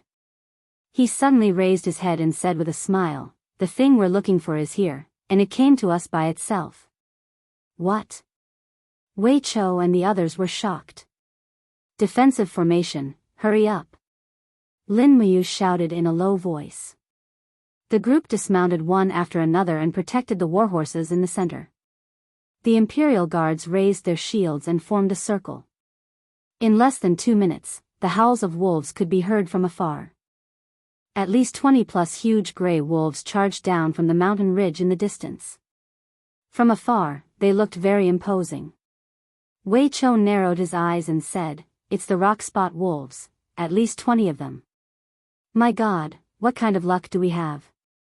Not only are the rock spot wolves fast and agile, their fur is also very thick. They're even harder to deal with than the swift wolves. With so many rock spot wolves all of a sudden, we're in danger." Lin Muyu said, "Form a circle. I'll charge out and kill them. Don't move, understand?" Yes. He proudly raised his sword and walked to the outer perimeter of the defensive circle. With a light lift of his palm, he summoned the wall of the gourd, mystic tortoise shell, and wall of dragon scale. The wolves in the distance were getting closer and closer. Every single one of them had a pattern of gold and silver lines on their foreheads, representing their lifespan and strength. The largest wolf among them actually had 5 gold lines and 2 silver lines. It was a 5,200-year-old stone wolf. It was a pity that he was the Wolf King, and he had brought more than 10 rock spot wolves with him. If they weren't careful, they might end up being hunted. Wei Chou gripped his sword tightly and shouted, "My lord, be careful. There's a 5,200 years old Wolf King and a 3,900 years old Wolf King. The rest are all below 3,000 years old. Be careful." "Yes." Lin Muyu raised her voice and said, "I'll block them. You guys use your bows and arrows to kill them. Kill the younger rock spot wolves first. If they pounce and bite, you must defend yourself. Don't let the warhorses get attacked. Otherwise, we'll be in trouble." "Yes." As they spoke, the Wolf King had already arrived. Lin Muyu rushed forward without hesitation and activated Thunderous Frenzy. Crack! The burning prairie sword directly collided with the layer of spiritual energy on the Wolf King's abdomen, causing fragments to fly everywhere. However, it was unable to harm the Wolf King. On the contrary, the Wolf King pounced with all its might and directly hit the wall of the gourd. With a pang sound, the black tortoise shell was already covered in cracks. Spirit beasts over 5,000 years old were indeed powerful. Spirit beasts under 5,000 years old were completely incomparable. Sha sha, her battle boots stepped on the snow. Lin Muyu directly used the exquisite butterfly steps. A few footprints crisscrossed on the snow as she dodged the Wolf King's next attack. Then, she raised her fist. Her fist was covered with a blood-colored cyclone. She directly punched the 3,900 years old rock spot wolf. Chaos of all life. The punch directly shattered the rock spot wolf's spirit energy layer and shattered its ribs. With a loud howl, the 3,900 years old rock spot wolf was seriously injured by the first dazzle. It lay on the snow and struggled to get up, but it was already too late. Lin Muyu's intention was very simple. She wanted to use her strength to restrain the Wolf King and then quickly finish off the second 3,900 years old rock spot wolf. Clearly, she had achieved her goal. The Wolf King roared and pounced over again. At the same time, it summoned the other 3 over 2,000 years old rock spot wolves to surround and attack her, forming a 4 versus 1 attack. Lin Muyu gripped the burning prairie sword tightly. The walls of the bottle gourd covered her body to protect herself. Sharp arrows whizzed past her, killing or injuring the rock spot wolves one after another. Of course, there were even more rock spot wolves that pounced on the shield wall and opened their mouths to bite the shoulder armor of the royal guards. The sound of howling and tearing filled the air. Swoosh! The long sword swept horizontally and directly chopped off the front leg of a 2,100-year-old rock spot wolf. However, in this fleeting moment, the mystic tortoise shell had already been torn apart. What followed next was the dragon scale wall. The Wolf King crazily bit down with its sharp claws and ferocious mouth. In the blink of an eye, even the dragon scale wall was torn apart.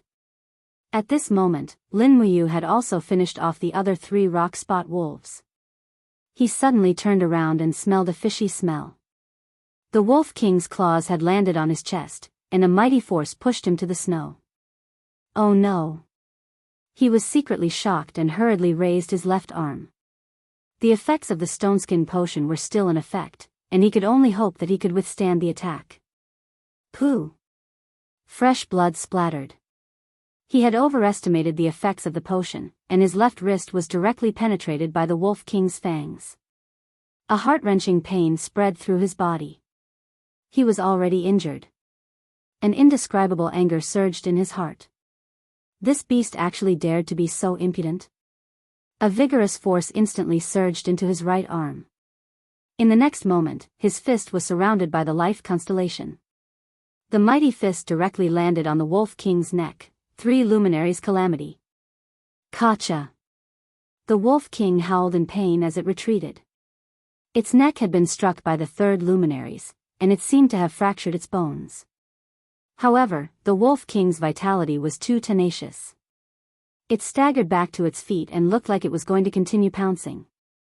Lin Muyu did not give in at all. She raised her left fist that was dripping with blood and threw another mighty punch. One luminary's calamity. Bang! After a heavy blow, the Wolf King became obedient this time. It howled in pain and retreated. In for a penny, in for a pound, in for a pound. Lin Muyu lightly raised her palm, and numerous gourd vines rose from the snow, binding the Wolf King tightly. Flames condensed in her palm, and she used the fire sword to activate the dragon flame spiral break. Pooh! Fresh blood splattered everywhere. Almost half of the Wolf King's body was blasted into pieces. No matter how strong its vitality was, it could no longer struggle. With a miserable howl, its soul passed away. Looking behind him, the remaining rock spot wolves had almost all been killed by Wei Chou and the other royal guards. There were at least 40 rock spot wolf corpses lying outside the defensive perimeter. It was more than what he had imagined. It was practically a wolf family. "My lady, are you injured?" Wei Chou hurriedly said. Lin Muyu had already taken out some healing medicine and poured it onto the wound on her wrist. She tore off a piece of white cloth from the end of her battle robe and wrapped it up. She slowly sat down on a snow-covered rock and said while breathing heavily, "I'm fine." "How are everyone's injuries?" Wei Chou said, "1 seriously injured and 7 lightly injured. These rock spot wolves are too hateful, they are everywhere." And Lin Muyu walked over to take a look and found that a royal guard's shoulder was almost torn apart by the rock spot wolves. His armor was completely shattered. She took out 2 bottles of healing medicine and poured it on him. Then, she personally helped him bandage his wound. The royal guard was so touched that he was about to burst into tears. "My lady, I..." Lin Muyu raised her hand and said, "Stop being a busybody. If it was me, you would have done the same to me." Everyone couldn't help but laugh. The originally tense feeling of life and death had been washed away by this young general's words. Not long after, Wei Chou came over with a thick spirit stone and said with a smile, "My lady, this is a 5,200-year-old rock spot wolf spirit stone. We have already completed more than half of the mission. We only need to find a 5,000-year-old golden scaled beast and kill a fat boar to complete this winter's mission. There are still 20 days until the winter sacrifice ceremony, so there should be more than enough time." "No, we don't actually have much time." Lin Muyu took the spirit stone and stuffed it into the bag on the horse's back. She said, "If we kill a wild boar, it won't be easy to transport that 1,000-kilogram big fellow back. We can't decompose the carcass either, so we should hurry. Immediately set up camp and rest here for a while. After eating lunch, we will continue to the north to find the golden-scaled beast." "Yes, my lady." Wei Chou's face was full of joy. He had probably never carried out a mission so smoothly before, nor had he been so passionate. Killing a bloodthirsty tiger in the deadwood forest, fighting a pack of wolves in the stony valley, these deeds were enough for the taverns of the imperial capital to brag for a lifetime. In the afternoon, after eating and drinking to her heart's content, Lin Muyu turned over and mounted the horse. She pulled up the white temple cloak behind her head to cover her short hair, brought her injured left arm closer to her chest for warmth, and held the reins with her right hand. The next spirit stone was for the beautiful princess. Chapter 128. Snow was flying everywhere, and the wind was like a knife scraping on the skin. The temperature in the north of the dragon forest was completely different from that in the south. For days passed in the blink of an eye. Lin Muyu and the others had been in the dragon forest for half a month, but they still hadn't found the golden-scaled beast. "Master." Wei Chou took a breath and warmed his palms. He looked up at the falling snow and said, "At this rate, the snow will seal the mountain in a week at most. If we can't find the golden-scaled beast, I'm afraid we can only spend the winter in the dragon forest." "Yes." Lin Muyu continued to ride forward and didn't respond to Wei Chou's words. Instead, she turned around and asked, "Is there enough fodder for the horses?" An imperial guard said respectfully, "There's enough for 3 days." Lin Muyu frowned and said, "Continue the march." It was almost dusk, and the snow still didn't stop. The team slowly entered a gourd-shaped valley. Wei Chou couldn't help but smile. "Master, your martial soul is the green gourd. This is the gourd valley on the map. Maybe it's our blessed land." Lin Muyu nodded and smiled. The spiritual pulse technique continued to extend to its maximum range. Not long after entering the valley, there was indeed a trace of energy pulsation, and this time the range of the fluctuation was very strong. Lin Muyu immediately raised her palm and said, "Be careful, there's a spirit beast approaching quickly. It's very strong. Be on guard." Everyone turned over and dismounted, holding their swords and sabers. Many people pulled their longbows with trembling hands. Maybe it was because the weather was too cold, but the bow made a squeaking sound when it was pulled taut, as if it would break at any time. "It's coming." Wei Chou's face turned cold. It was when night fell. There was a beast roar from the other side of the valley, followed by a golden light soaring into the sky. This made Wei Chou couldn't help but show a happy expression. "Master, it's the golden-scaled beast." The golden-scaled beast was an exotic beast that could devour and release light energy. It was also one of the rare light-type spirit beasts. Lin Muyu remained seated on her warhorse with her sword in hand. She did not move at all. As far as her eyes could see, a ferocious beast covered in golden scales trod through the snow. Its head was like that of a ferocious tiger, but its body was like that of a cheetah. It let out a low growl as its blood-red eyes stared fixedly at Lin Muyu and the others. 4 golden and 8 silver lines flashed on its head. "Damn it." Wei Chou couldn't help but curse. "It's actually a 4,800-year-old golden-scaled beast. My lord, are we going to kill it?" "I'm afraid we have no choice but to kill them." Lin Muyu dismounted and said, "This golden-scaled beast is here to hunt.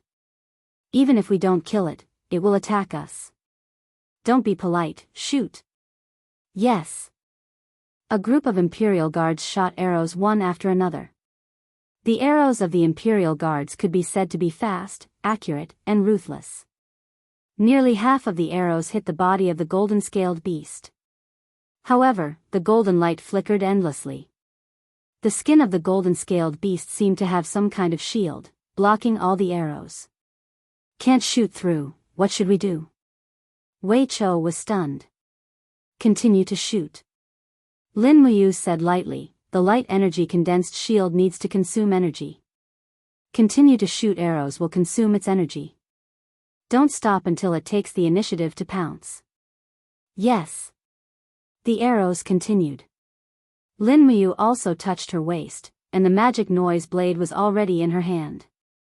She quickly threw it out, and the magic noise blade returned to attack the golden-scaled beast.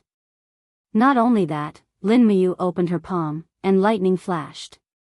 She controlled the Liao Yuan sword with the thunder sword to attack. Bang! When the magic noise blade was agitated, the golden-scaled beast finally roared and suddenly rushed over. It raised its claws, which condensed into a golden light. The light's spiritual power was endless, and with a whoosh, a light energy claw attack was launched. Lin Muyu hurriedly took a few steps in front of Wei Chou and others. She opened her palm, and the black tortoise shell and dragon scale wall were quickly blessed. The wall of the gourd was also opened to the maximum, pushing the snow on the ground forward. With a loud noise, it actually resisted the attack of the golden-scaled beast. However, from the strength of the attack, the golden-scaled beast did consume most of its strength in defense. Roar! The golden-scaled beast opened its bloody mouth and pounced on the culprit. Its mouth spewed out a scorching and stinky breath. Its throat began to swell, and rays of golden light penetrated through its fur. The light energy in its mouth became more and more intense, as if it was about to spit out a mouthful of light explosive energy. Lin Muyu naturally wouldn't let it succeed. In a flash, she arrived below the golden-scaled beast. She crossed her right arm, and blood-colored energy lingered. Chaos of all lives. Pung! A heavy punch landed on the lower jaw of the golden-scaled beast, abruptly killing its light attack. At the same time, he spun his body and grabbed the burning prairie sword. The real dragon primary fire was concentrated and lingered around the long sword. With the fastest speed, the sword pierced through the throat of the golden-scaled beast with a puff sound. The golden-scaled beast fell down softly amidst the screams. Wei Chou was stunned.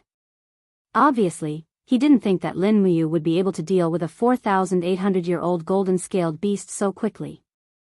The rest of the Imperial Guards also looked at the new centurion, with unspeakable awe and joy in their eyes.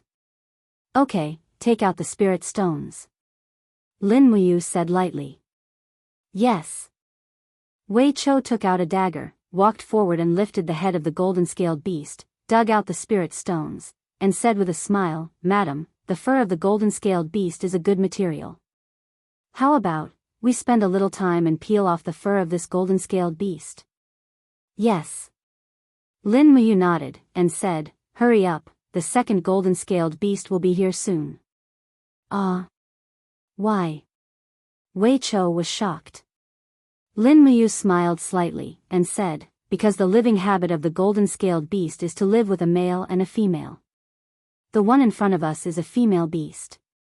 If it forages for too long and doesn't return, the male beast will naturally follow its scent and find it.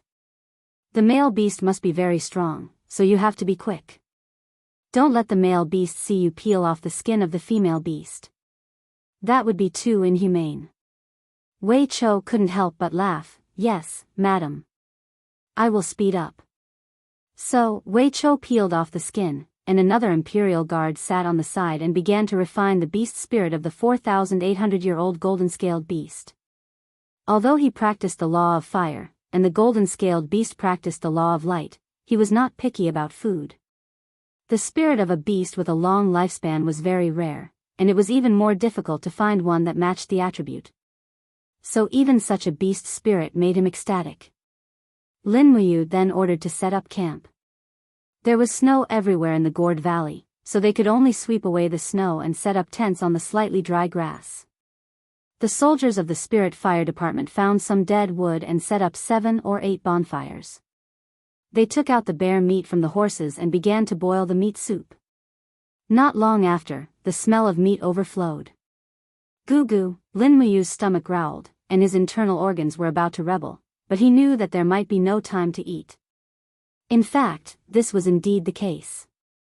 Not long after, the pulse of the spirit pulse technique in the distance became more and more intense, and a force that was almost about to crush him was quickly approaching. He quickly pulled out the blade and whispered, It's coming, come with me. Everyone was solemn. They dropped the meat soup, blankets, and other things, picked up their spears, swords, and other things, and followed Lin Muyu to the side of the hillside. Shashi, stepping on the snow and scuttling up the hillside, Lin Muyu brought everyone to the hillside, only revealing their eyes to observe the situation in the distance. After a few minutes, a low roar echoed in the cold wind, and a golden light shot through the curtain of snow. An even larger golden-scaled beast appeared on the snowy ground.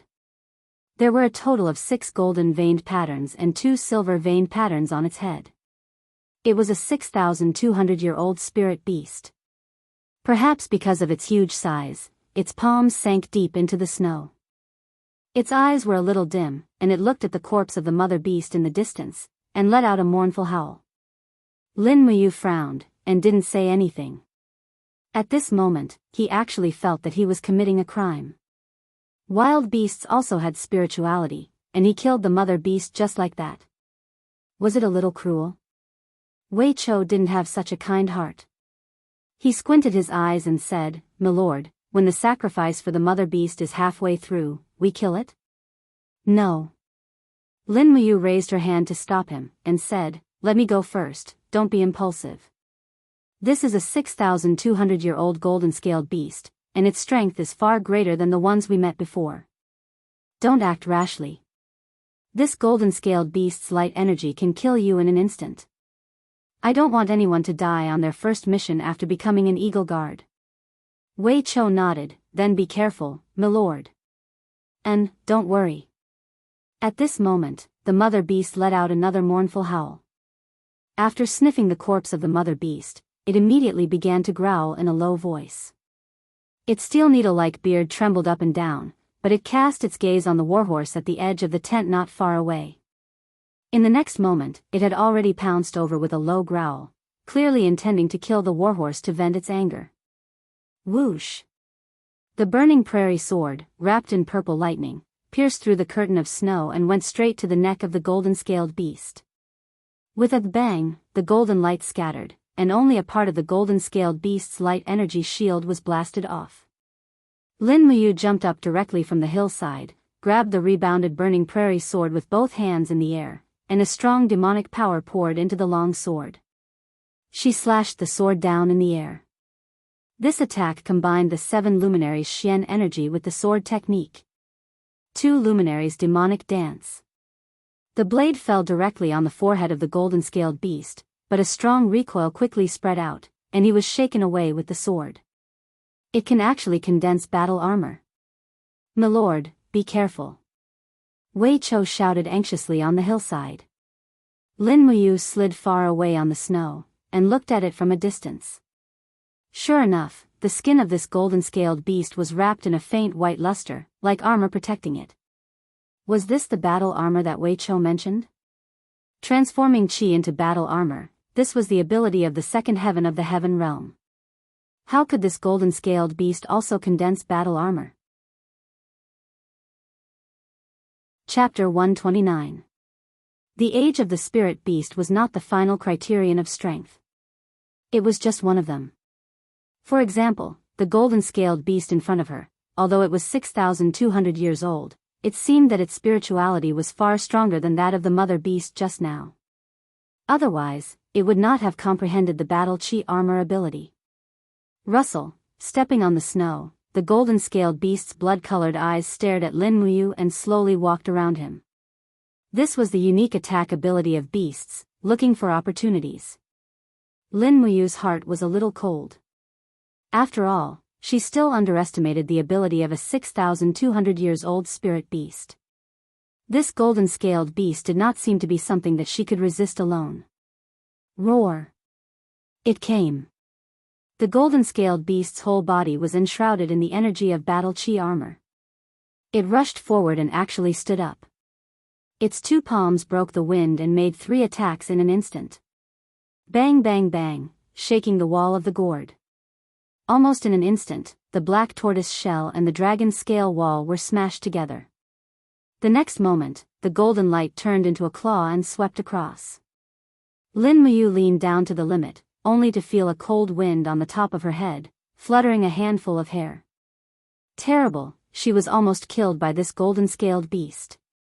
With a slide of her feet, she flashed to the right side of the spirit beast with flexible movements. With a shake of the long sword, she quickly slashed several times, but still could not break the battle armor of the golden-scaled beast. She immediately had a very bad feeling in her heart. Not surprisingly, a cold wind passed by her side. It was the whiptail attack of the golden-scaled beast. Bang! With a heavy blow, Lin Muyu's left shoulder armor had been shattered, and the bones of his arm also made a cracking sound as if they had been swept off. Without the protection of the gourd wall, his body could not withstand the direct attack of a 6,200 years old spirit beast even if he had tempered his bones and purified his marrow. Save the master. On the hillside, a group of Imperial Guards and Imperial Guards rushed down. Wei Chou jumped up and slammed his sword on the buttocks of the golden-scaled beast. Another group of Imperial Guards drew their bows and shot at close range. Suddenly, arrows bounced off the battle armor of the golden-scaled beast. This group of Imperial Guards also had guts. Since the arrows could not break the defense, they immediately rushed over with their spears. Whoosh whoosh whoosh, a spear light burst out on the spirit beast. Roar! The golden-scaled beast was furious, and the scales all over its body seemed to stand up. The wind and snow from all directions madly rushed towards the golden-scaled beast's body. In the next moment, light bloomed, and with the golden-scaled beast as the center, a wave of light energy burst out, immediately repelling a group of royal guards and royal army. Screams rang out incessantly, and many people had been injured. Lin Muyu endured the pain and was forced to retreat several steps. She hastily raised her right arm, which was still able to be used. Flames lingered around it as she used fire to control the sword. The sword flew up and the true dragon essence fire frantically poured into the blade. At the same time, she summoned her martial spirit and shouted, "Poison liquid." However, the poisonous liquid was not spat on the spirit beast, but on the blade of the sword. "Wei Chou, buy me a second." Lin Muyu shouted as she charged forward on her burning prairie sword. Wei Chou nodded and got up from the ground. He shook his long sword and turned it into a cold light that blasted towards the golden-scaled beast. However, the golden-scaled beast did not pay attention to him at all. It raised its claws and waved it lightly. Dang! Wei Chou's steel sword was immediately broken, and his chest was even more stuffy. He was hit by the golden-scaled beast's claws and fell heavily into the snow, vomiting blood. Fortunately, he had the flame aura to protect his body, otherwise he would have died. Just as the golden-scaled beast was concentrating on attacking Wei Chou, a burning flame came from behind. It was Lin Muyu's dragon flame spiral break. Puff! The powerful whirlpool penetrated the golden-scaled beast's scales, and the torn wound rolled out hot blood. At the same time, it also brought the poisonous liquid of the gourd flower into the golden-scaled beast's body. That piece of muscle quickly twitched and shrank. Roar! The originally majestic roar turned into a wail. The golden-scaled beast's palms carried golden energy and turned around to rush towards Lin Muyu. It jumped, and its claws fell from the sky, pouncing down with the pressure of Mount Tai. Lin Muyu felt a chill in her heart. Because of the injury, she was in a trance, and could no longer dodge the falling star step. She made up her mind, clenched her teeth, and waved her right arm, summoning the power deep in her body, the fourth element. In an instant, her body felt like it was about to be torn apart. Her mind quickly became scorching hot, as if her whole body was about to be melted by this power. The powerful fourth element was not something his soul could withstand at the moment. Forcefully raising the power would obviously backfire on his body, but he did not care so much. If he did not use the power of the fourth element, he was afraid that his 51-man team would die in the dragon-seeking forest. Around his right fist that was flowing with blood, there were rays of light and shadows of gods and ghosts. They quickly turned into stars, and the power surged out. Even if it was forcefully raised, it was still very amazing. For element demons and gods cry. Bang! A punch hit the golden-scaled beast's jaw, and the fist force went straight to its brain. At the same time, the golden-scaled beast's sharp claws also fell on Lin Muyu's chest, and with a crack, the breastplate was split into two, revealing the body that was soaked in blood below. Even copper skin and iron bones could not withstand such an attack. A tearing pain came from his chest, and his body was also sent flying with the impact. The golden-scaled beast fell heavily to the ground, howling angrily. However, under the attack of the four luminaries' demon and god's cry, it was already a deathbed struggle. Hurry up and save the Lord! The injured Wei Chou let out a roar. Suddenly, 9 imperial guards pulled out their swords and rushed over, surrounding the golden-scaled beast. Pu pu pu, the blades of their swords pierced into the body of the golden-scaled beast. Fresh blood gushed out, and the spiritual beast once again let out an anguished wail, completing the last part of its life. Lin Muyu looked up and saw that the golden-scaled beast had died. Only then did she breathe a sigh of relief. Finally, she didn't have to die here. She touched the bottles and jars in the bag on her waist. A few bottles of healing medicine had been shattered. Fortunately, there were still 2 bottles, which was enough. There was also a bottle of muscle replenishing powder, which was used together. This time, even the bones were broken, so it was impossible not to use the muscle replenishing powder. Fortunately, there were still more than a dozen bottles of muscle replenishing powder, which was enough. Fortunately, there was also the muscle replenishing powder, otherwise, the speed of recovery would be horribly slow. Moreover, the heavy snow was about to seal the mountain, and the weather was freezing. healing the wounds was also a problem. Without the muscle replenishing powder, it was easy for pus to form or malignant frostbite. Wei Chou handed over a warm golden-scaled beast spirit stone, but his eyes fell on Lin Muyu's terrible wounds. He couldn't help but say with a trembling voice, "My lord, you are the commander of the Imperial Guards. There is no need to use your flesh and blood to fight this 6,200 years old spirit beast.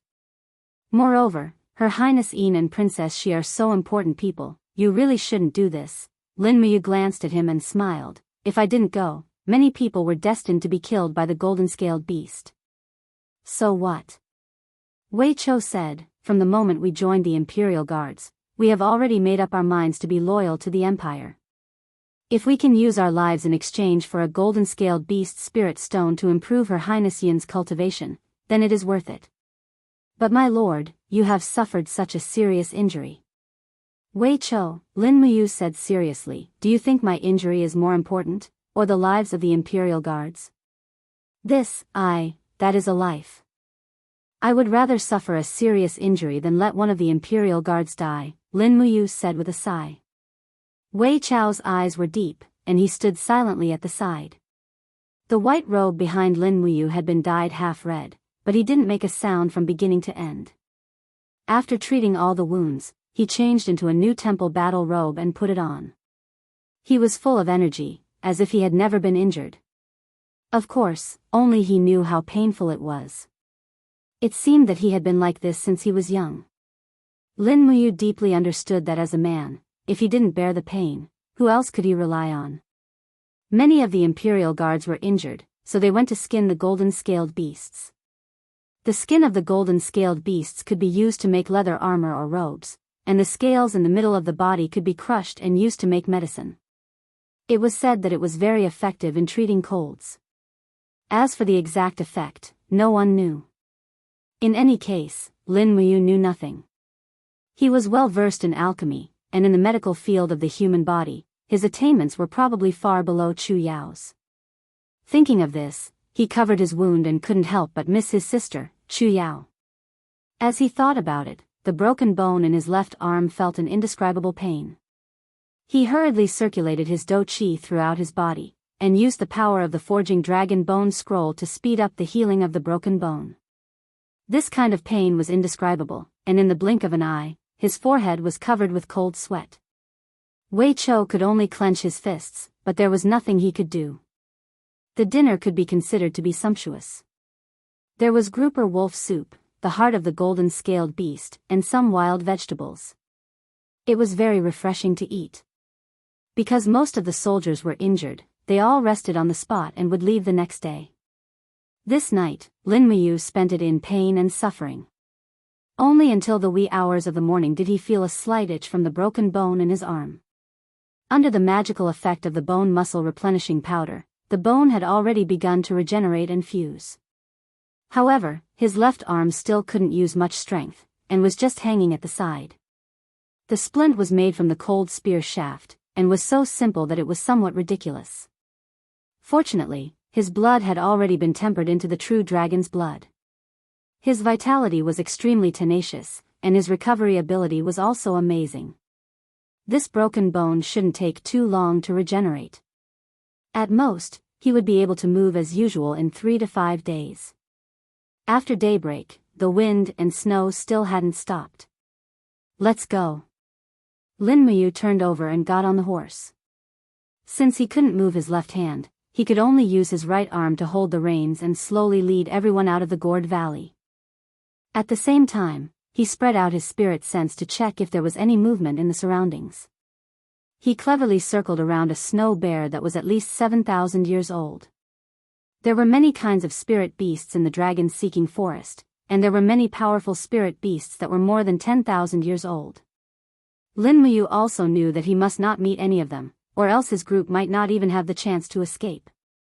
When it was near noon, suddenly an eagle guard in charge of scouting galloped in front of them and said, "Sir, we found a big pile of feces in front, it's steaming hot." "Is it human feces?" Wei Chou asked. The eagle guard in charge of scouting smiled. "Sir Wei Chou, that's a good question. But have you ever seen a human that can pull down 20 kilograms of feces in one breath? Wei Chou was stunned, and smiled. Let's go take a look. Chapter 130. A pile of steaming hot feces fell onto the snowy ground. It had a diameter of 1 meter and was still emitting steam. It quickly melted the snow around it and seemed to be full of energy. Lin Muyu, Wei Chou, and the other royal guards observed it for a long time. Wei Chou muttered, the color and smell of the feces should be that of a wild boar. A wild boar that can poop out such a big pile can't be small. Moreover, it probably went out to look for food and didn't walk too fast. We just need to follow the smell and footprints to find it. As he spoke, Wei Chou sniffed his nose. He really didn't expect this brat to have this kind of skill. Lin Muyu laughed and said, all right, Wei Chou, lead the way, let's go quickly. Yes. The group followed Wei Chou and quickly entered the sea of snow to search. They didn't even walk half a mile before they heard a hoo-hoo sound in front of them. They saw a huge creature digging its way through the snow and then devouring the wild grass buried under the snow. It looked very funny with its butt sticking out, but its body was definitely huge and looked like a small mountain. Wow, Wei Chou beamed with joy, and said, let's not talk about 1,000 jin for this wild boar. Looking at its size, it should be at least 5,000 jin, right? It's almost a spirit. It was indeed a spirit. There were 2 golden lines on the head of this wild boar. It was a 2,000-year-old wild boar. A boar that could live for so long must have had enough to eat for many meals. In an instant, Lin Muyu thought of the wild boar that her father took her to eat when she was young. It was firm and tasty, far better than reared pork. She suddenly felt that this 2,000-year-old wild boar in front of her was actually very cute. Wei Chou raised his hand and smiled as he ordered, surround it and block the path of this wild boar. Everyone be careful, don't use arrows or weapons to attack because this boar will be used for the winter sacrifice ceremony. The carcass cannot be damaged and must be knocked unconscious. Do you understand? A group of royal guards whistled as they rode their horses forward. Wei Chou raised his long sword and rushed forward. He was the one in charge of the hunting mission this time. Lin Muyu had already lost an arm, so he couldn't work anymore. However, Lin Muyu still urged her horse forward slowly. After all, the wild boar was a 2,000-year-old spirit beast. Wei Chou would definitely be able to defeat it, but it was hard to say if he could capture it without any losses. Yo, yo. The group of royal guards began to clamor. Immediately, the wild boar raised its head and looked at everyone with its cute face. It felt that they had come with ill intentions. These humans all looked like hungry ghosts that had entered a pork shop. Hoo-hoo, the wild boar began to run for its life, but it was quickly pushed back by Wei Chou's true qi. It hurriedly turned around and ran for its life again. Lin Muyu couldn't stand it anymore. She raised her hand and a gourd vine suddenly broke out of the snow and tied up the wild boar tightly. She waved her right fist from afar and demon sound fist flew through the air.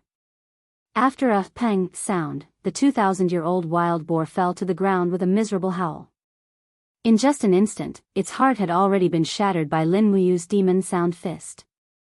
There was no way it could struggle. It died just like that? Wei Chou was stunned. Oh right, how could it not die after being hit by demon sound fist? Lin Muyu was a little proud, but she tried not to show it. Demon sound fist? Wei Chou was shocked. That's the secret technique of white robe Chu Chu. Yes. Lin Muyu nodded. When I was cultivating in Silver Fir City, I learned from Chu for a short period of time. He was the one who personally taught me the demon sound fist. Wei Chou immediately looked at Lin Muyu with not only respect, but also admiration. After all, Chu Chu was one of the few experts on the continent. Although no one knew how many Sacred Realm experts there were in the Shattered Cauldron Realm, there were only 2 who served the Empire. One was Chu Chu, the other was Lei Hong. Of course, there was also Jin Yifan. It was just that these people didn't know that a divine overlord had such a cultivation. Lin Muyu had once studied under Chu Chu. Just this fact alone was enough to make these royal guards respect him. "Let me try." Wei Qiu walked forward and inserted both of his hands into the snow. Holding the boar's corpse, true qi flowed throughout his body as he growled, "Get up." Rustle, the snow moved, but the wild boar's carcass didn't move at all. Another imperial guard laughed heartily. "Wei Qiu, this wild boar is at least 4,000 to 5,000 catties in weight. How can you lift it by yourself? Someone, drag the cart over. One of you will be in charge of shoveling the snow and clearing the path. We're going back to Lanyan City." "Yes." Seeing the wild boar being moved onto the cart, Lin Muyu couldn't help but smile. She brushed the snow off her shoulders and felt that this world of ice and snow was a bit more leisurely. At least she didn't have to worry about scheming against each other here, unlike staying in Lanyan City. Whether it was Xing Yifan, Xiang Yu, Zhen Fang, Luo Xing, or the others, everyone was scheming against her and couldn't wait to kill her. Compared to Lanyan City, Xiaoyao was much more at ease in the dragon-seeking forest. However, there were Qin Yin, Tang Xiaoxi, Chu Yao, Feng Jixing, Qin Yan, Chu Huaying, and Zhang Wei in Lanyan City, but there were no close friends in the dragon-seeking forest. This was probably the reason why life was not as good as 8 or 9 out of 10. Although the wheels of the cart were big, the mountainous terrain was too rugged. There were many places where it couldn't be dragged over, so they could only be carried by manpower. A wild boar that weighed 5,000 catties was not easy to carry. 5 royal guards and 15 royal guards, a total of 20 people, barely managed to lift it. Along the way, they broke countless crossbars. The speed of the return journey wasn't fast. A 4-day journey on horseback took nearly half a month. Fortunately, they were still able to make it in time for the winter sacrifice ceremony. On the 6th day after being injured, Lin Muyu's arm was back to normal.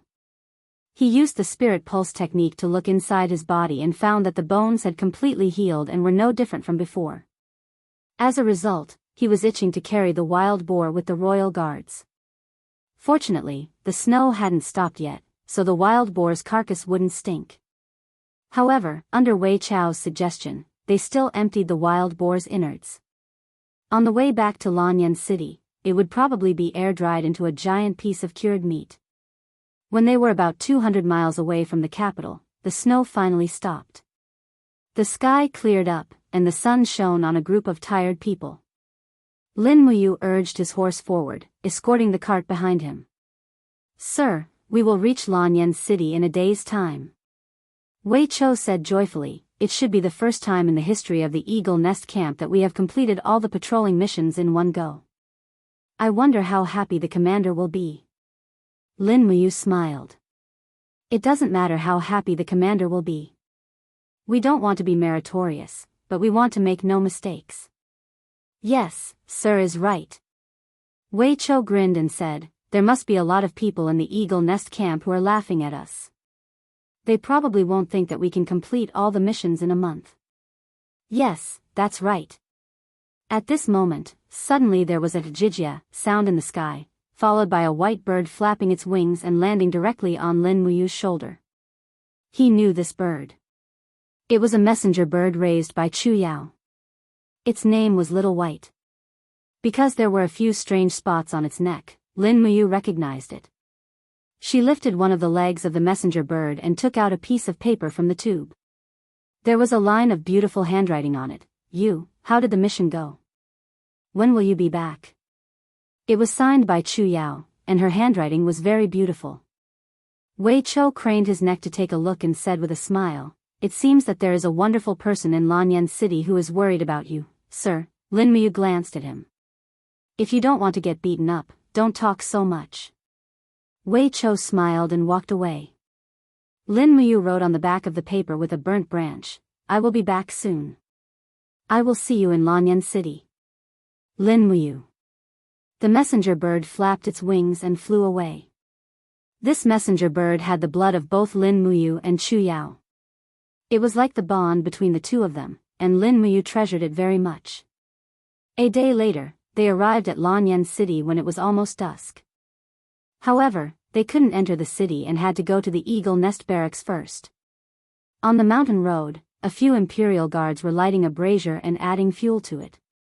When Lin Muyu and the others appeared on the mountain road, a winged cavalry warrior immediately galloped up the mountain and shouted, "Sir Lin Muyu's troops have returned to the barracks to submit their orders."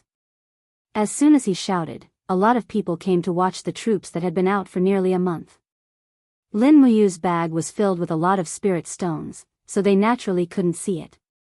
However, the huge, wild boar on the trailer at the back shocked everyone.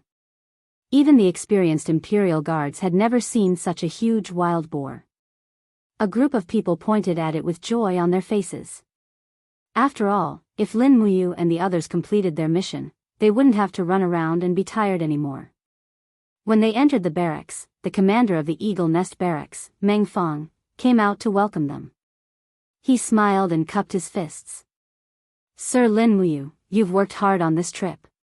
Lin Muyu said respectfully, "Fortunately, we didn't fail you. We have brought the things back. I don't know how heavy the wild boar behind us is, but it must be more than 500 kilograms.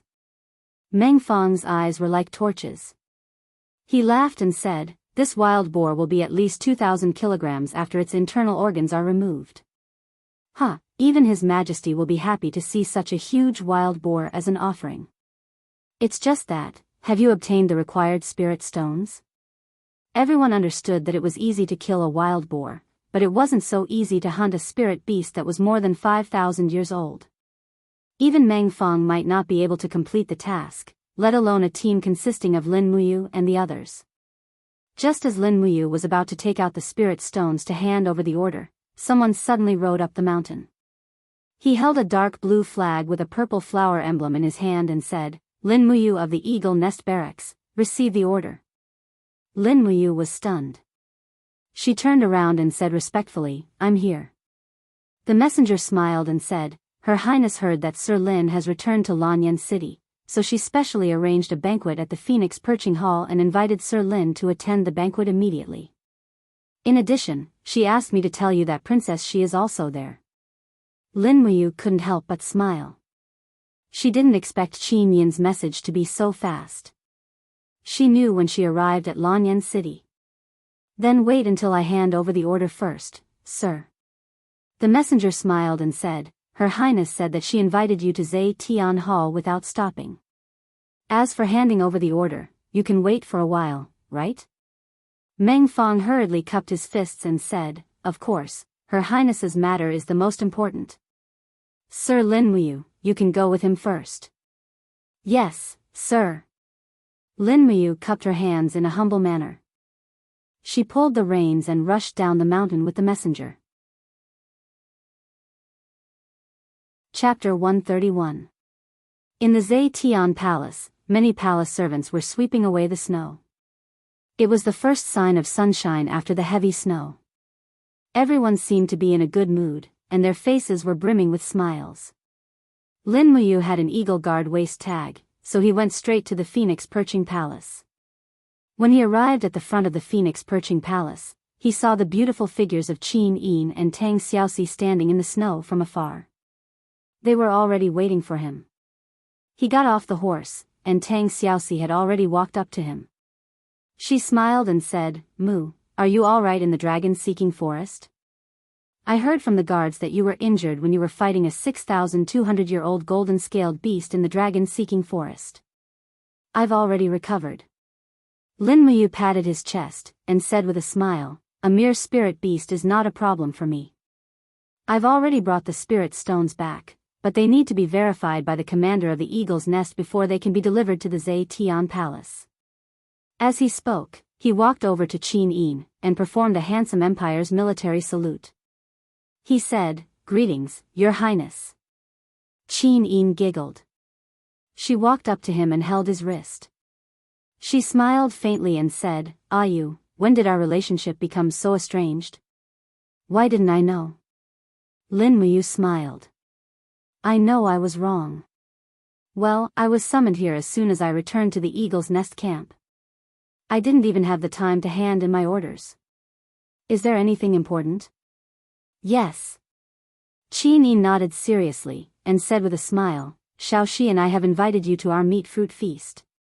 Come quickly. You've just returned to Lanyan City, so Xiaoxi and I will hold a feast for you. Such a good thing. Is there anything delicious to eat? You'll know when you come. Thank you, Your Highness. She followed the princess into Phoenix Perching Hall. Along the way, the palace maids all took a second look at Lin Muyu, who was dressed in the sacred hall's battle robes. After all, most of the royal guards were cultivators between the ages of 30 and 50. Many of them were uncles and had decent strength, but they were unbearably rough. They were simply unsightly. It was extremely rare to see a royal guard like Lin Muyu, who was strong but had dashing eyebrows and bright eyes. There were only 3 of them, Feng Jixing, Chu Huaying, and Lin Muyu. Seeing the palace maids smiling at them from afar, Lin Muyu felt uncomfortable all over. He felt like he was being watched like a monkey. Tang Xiaoxi seemed to see through his thoughts. She turned around and walked over gracefully, holding his hand as she followed Qin Yin.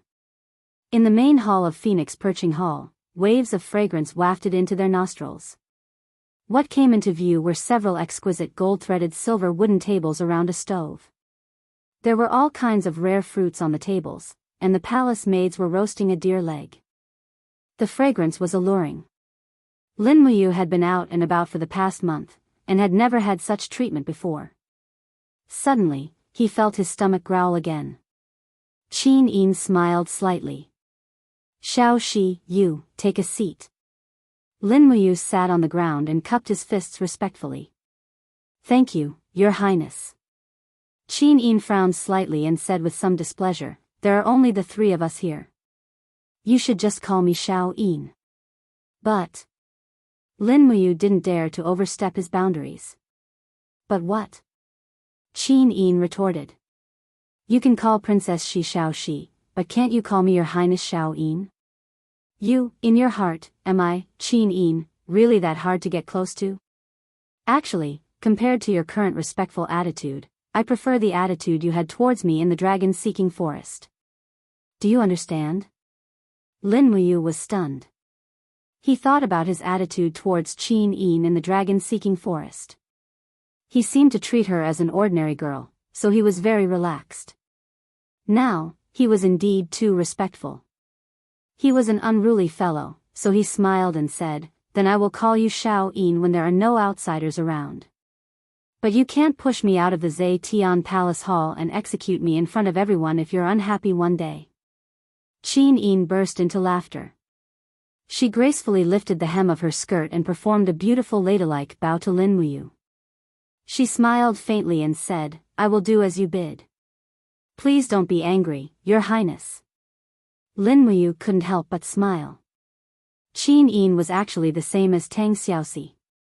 Although she was born in a royal family, she still retained the innocence and purity of a young girl. She didn't have the unruly, cruel, and ruthless temperament of a noble's child. This was really admirable. Can I eat it now? He looked at the deer leg, drooling with desire. Qin Yin smiled. Eat it, eat it. You definitely didn't get to eat these things in the dragon-seeking forest for so many days. Eat more. Lin Muyu raised his hand and pulled out the burning prairie sword to cut the meat, but it gave Qin Yin and Tang Xiaoxi a fright. Tang Xiaoxi didn't know whether to laugh or cry as she took out a table knife from the plate and said, Idiot Mu, use this. The burning prairie sword is used to kill enemies, not to eat. Oh. Okay. Lin Muyu put away the burning prairie sword awkwardly, then picked up the table knife and cut a piece of venison.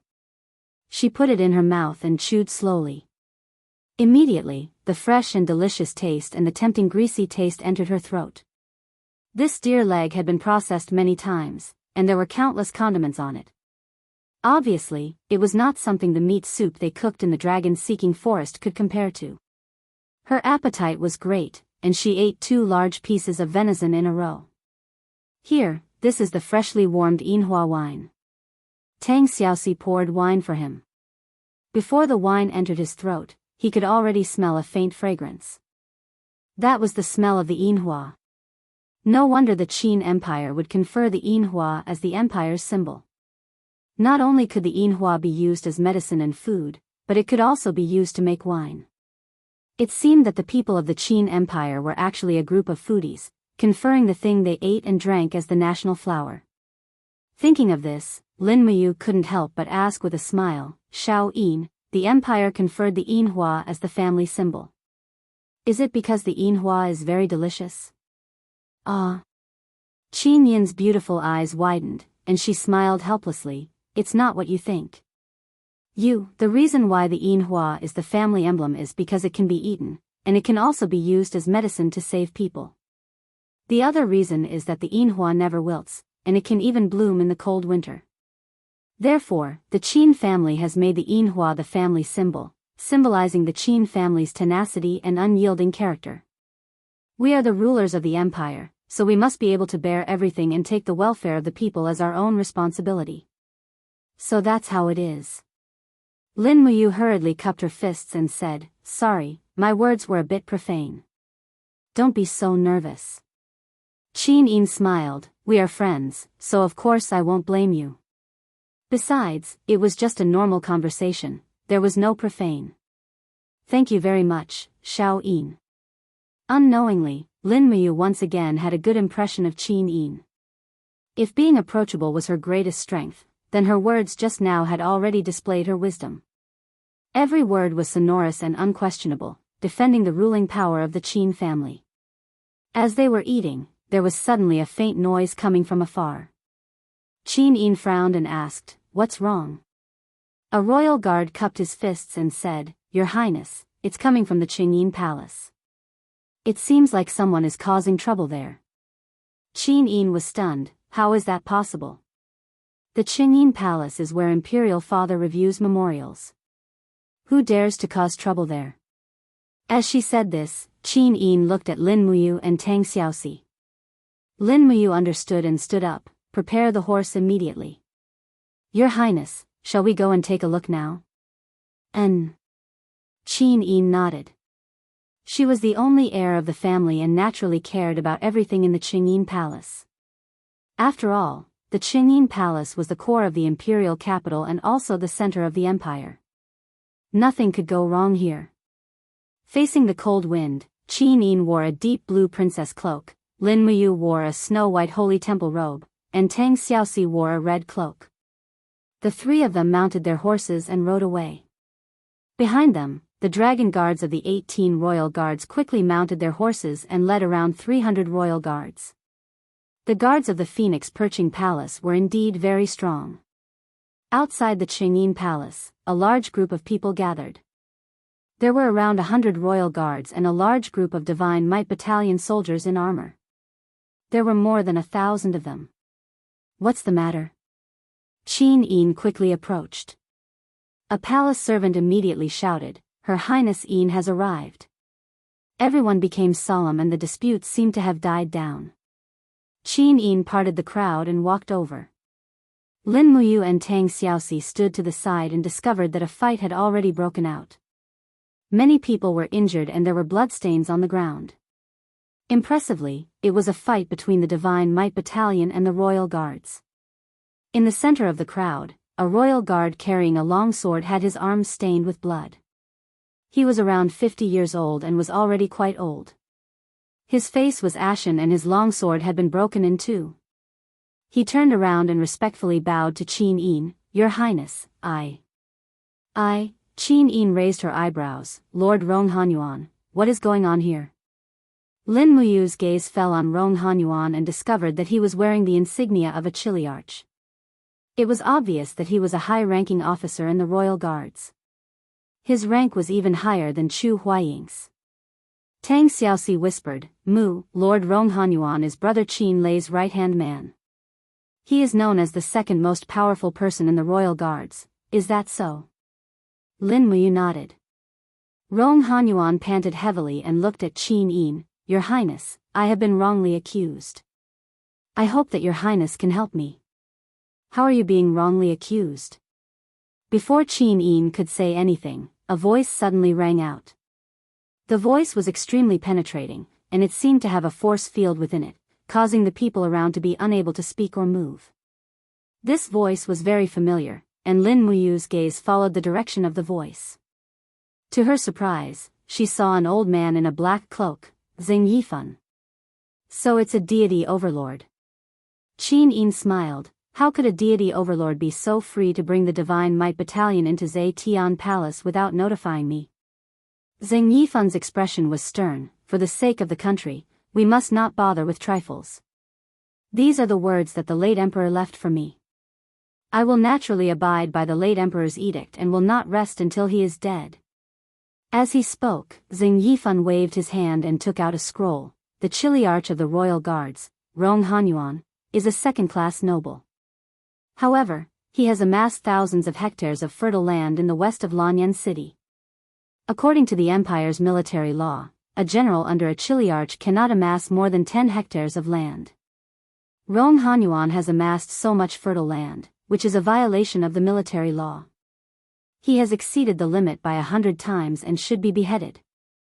Rong Hanyuan's face was ashen as he hurriedly said, "These fields were bought by the veterans of the Royal Guards. We have decided to retire from the army and return to the fields. However, they are all recorded under my name. Your Highness, please investigate this. The evidence is conclusive and you still want to deny it?" Xing Yifan roared angrily. His voice carried a powerful impact. In the next moment, his body flashed like a phantom and appeared in front of Rong Hanyuan. He raised his left hand and dashed forward. Kacha! Poor Rong Hanyuan's head flew through the air with burning blood. It was firmly held in Xing Yifan's hand. "I will release 3 chapters tonight at dawn and another one at noon. Don't say I didn't explode, he. Chapter 132. You. Seeing Rong Hanyuan's body fall to the ground, Qin Yin's beautiful face twisted in anger. She pointed at Xing Yifan and said, "You dare to kill someone in front of me? Xing Yifan, how dare you?" Xing Yifan handed Rong Hanyuan's head to a 1,000-man commander of the Divine Might Battalion. He cupped his fists and said, "Your Highness, please forgive this old official for his disrespect. Rong Hanyuan is a vermin in the army and must be killed immediately. This old official will personally apologize to His Majesty." Whoosh whoosh, Lin Muyu was furious. Her battle chi turned into flames and surrounded her fists. The burning prairie sword on her back also trembled slightly because of its master's anger. It seemed as if it would be unsheathed at any time and kill the enemy. However, Lin Muyu couldn't do anything in the end. He didn't even have a 10% chance of winning against a sanctuary like Xing Yifan. If he really did make a move, he might even implicate Tang Xiaoxi and Qin Yin. After thinking about it, he had no other choice but to regret. He hated himself for not being able to break through Xing Yifan's domain suppression. Otherwise, if he made a move, Rong Hanyuan wouldn't have been beheaded. This meritorious old general of the Imperial Guards was the senior of him, Qin Yan, Chu Huayin and the others. He shouldn't have died like this. At this moment, the sound of hooves could be heard from afar. Qin Lei led a large group of Imperial Guards and rushed over. When he saw Rong Hanyuan's headless corpse, his face instantly paled. He lifted his thunder-split blade and dismounted from his horse. His entire body was enshrouded in battle chi and the god-binding chain surrounded his thunder-split blade. He roared, "Who was it? Which bastard killed Rong Hanyuan?" "Little prince, it was this old official." Divine Marquis Xing Yifan still had a respectful look on his face as he said, "Rong Hanyuan privately hoarded thousands of hectares of fertile land. He knowingly broke the law and even tried to resist when this old official tried to arrest him. Therefore, this old official killed him on the spot. You." Qin Yan had an enraged look as the thunder-split saber flickered with lightning sparks. He nearly crushed his steel teeth from clenching them as he roared furiously, "Old dog Zheng, you're going too far. Today, I, Qin Lei, will not rest until you're dead. Young prince." Xing Yifan let out a shout, and immediately, the domain energy of the sanctuary expanded once again, suppressing everyone present. Qin Lei was the first to bear the brunt of it.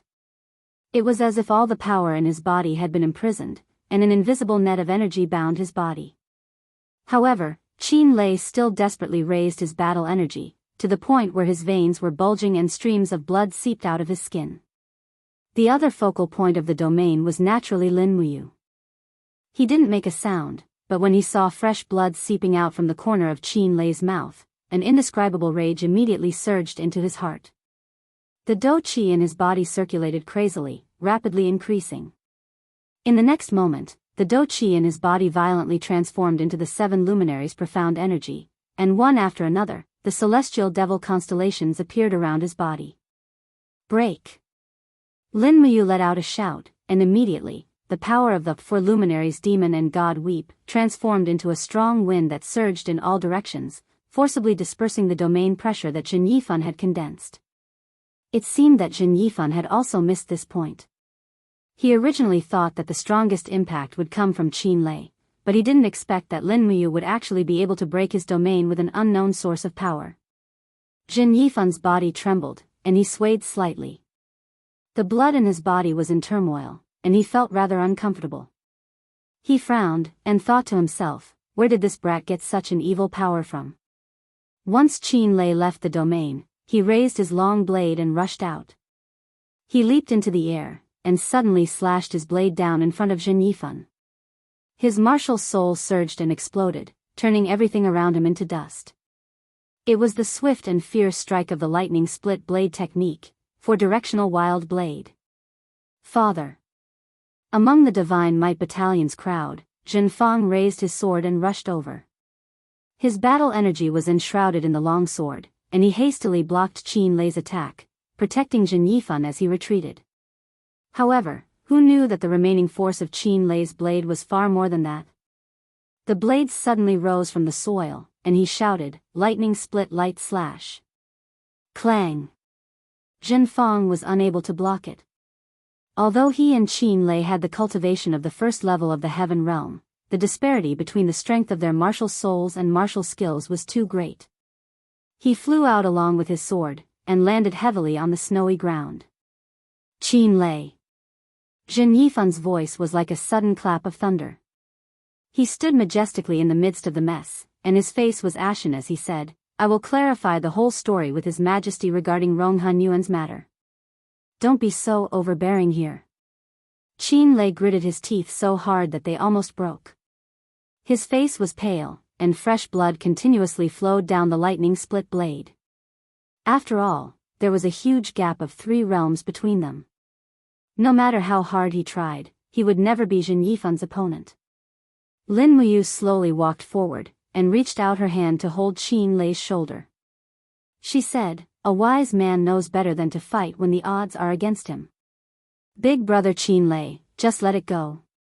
Qin Lei slowly lowered his head. The blood and tears in his eyes mixed together, and his shoulders trembled slightly. At this moment, he was almost swallowed up by unwillingness and anger. Jin Yifan had killed Rong Hanyuan in front of a group of imperial guards. This was a huge humiliation. Rong Hanyuan had followed Qin Lei for many years, and he had done his duty diligently. However, he ended up like this in the end. Qin Lei could not absolve himself from the blame. Qin Lei's arm, which was holding onto the blade, was trembling slightly. His eyes were bloodshot, and he said in a low voice, "If I don't kill Jin Yifan, Qin Lei, swear that I am not a man in this life." Lin Muyu nodded, and said, "All right, I understand." Jin Yifan snorted coldly. He helped Jin Fang up, and led a group of Divine Might Battalion soldiers away ostentatiously. Qin Lei gritted his teeth, and picked up Rong Hanyuan's head from the ground. His face was pale, and he said, "Use a needle and thread to sew General Song's head and body together. Bury him with the ceremony of a deputy general." "Yes." Chu Huaying received Rong Hanyuan's head. His brows were tightly knitted, and he allowed the fresh blood to dye his wrist guard and battle robe red. He turned around and left. Qin Lei seemed to have aged a lot. He looked at Lin Muyu, and said, You're back." "Yes." Lin Muyu didn't know what to say to comfort Qin Lei. She didn't know how deep the friendship between Qin Lei and Rong Hanyuan was, so anything she said would seem to be inappropriate. Qin Lei held his shoulder and said, "This time, it's all thanks to you. Otherwise, the consequences would be unthinkable. Zheng Yifan is a dog with wild ambitions. If we let him continue to be so rampant, I'm afraid that our Qin family's empire will be in danger." As he spoke, Qin Lei looked at Qin Yin and said, "Your Highness, shall we go and have an audience with His Majesty? He dared to openly enter Zetian Palace Hall today to kill my general. Perhaps he will directly kill his way into Zetian Palace Hall tomorrow to make things difficult for His Majesty." Qin Yin nodded, "Yes, let's go and see Royal Father now." At this moment, Lin Muyu's body slightly trembled, and the 7 luminaries' profound energy in his body started to backfire. After all, the strength of his soul wasn't enough to control the 4th luminaries. This time, he forcefully used the 4th luminaries to break Zheng Yifan's domain. Zheng Yifan was fine, but he himself was already injured. Tang Xiaoxi was attentive, and she hurriedly supported him, and asked, "Mu, are you all right?" "I'm fine." Lin Muyu waved his hand, and forcefully raised his battle chi to resist the 7 luminaries' profound energies backfire. However, it was as if the inside of his body was overturned, and he couldn't recover in a short period of time. Half of the power in his body seemed to have been sucked away by the 7 luminaries' profound energy. It seemed that although the 7 luminaries could allow him to challenge enemies of a higher level, there was a price to pay. Big Brother Qin Lei, Her Highness, Shao Shi. He looked at the crowd, and said, "When I was fighting with Zheng Yifan just now, I suffered some internal injuries. I'm afraid that my current strength isn't enough to protect all of you. Lin Muyu requests to leave first."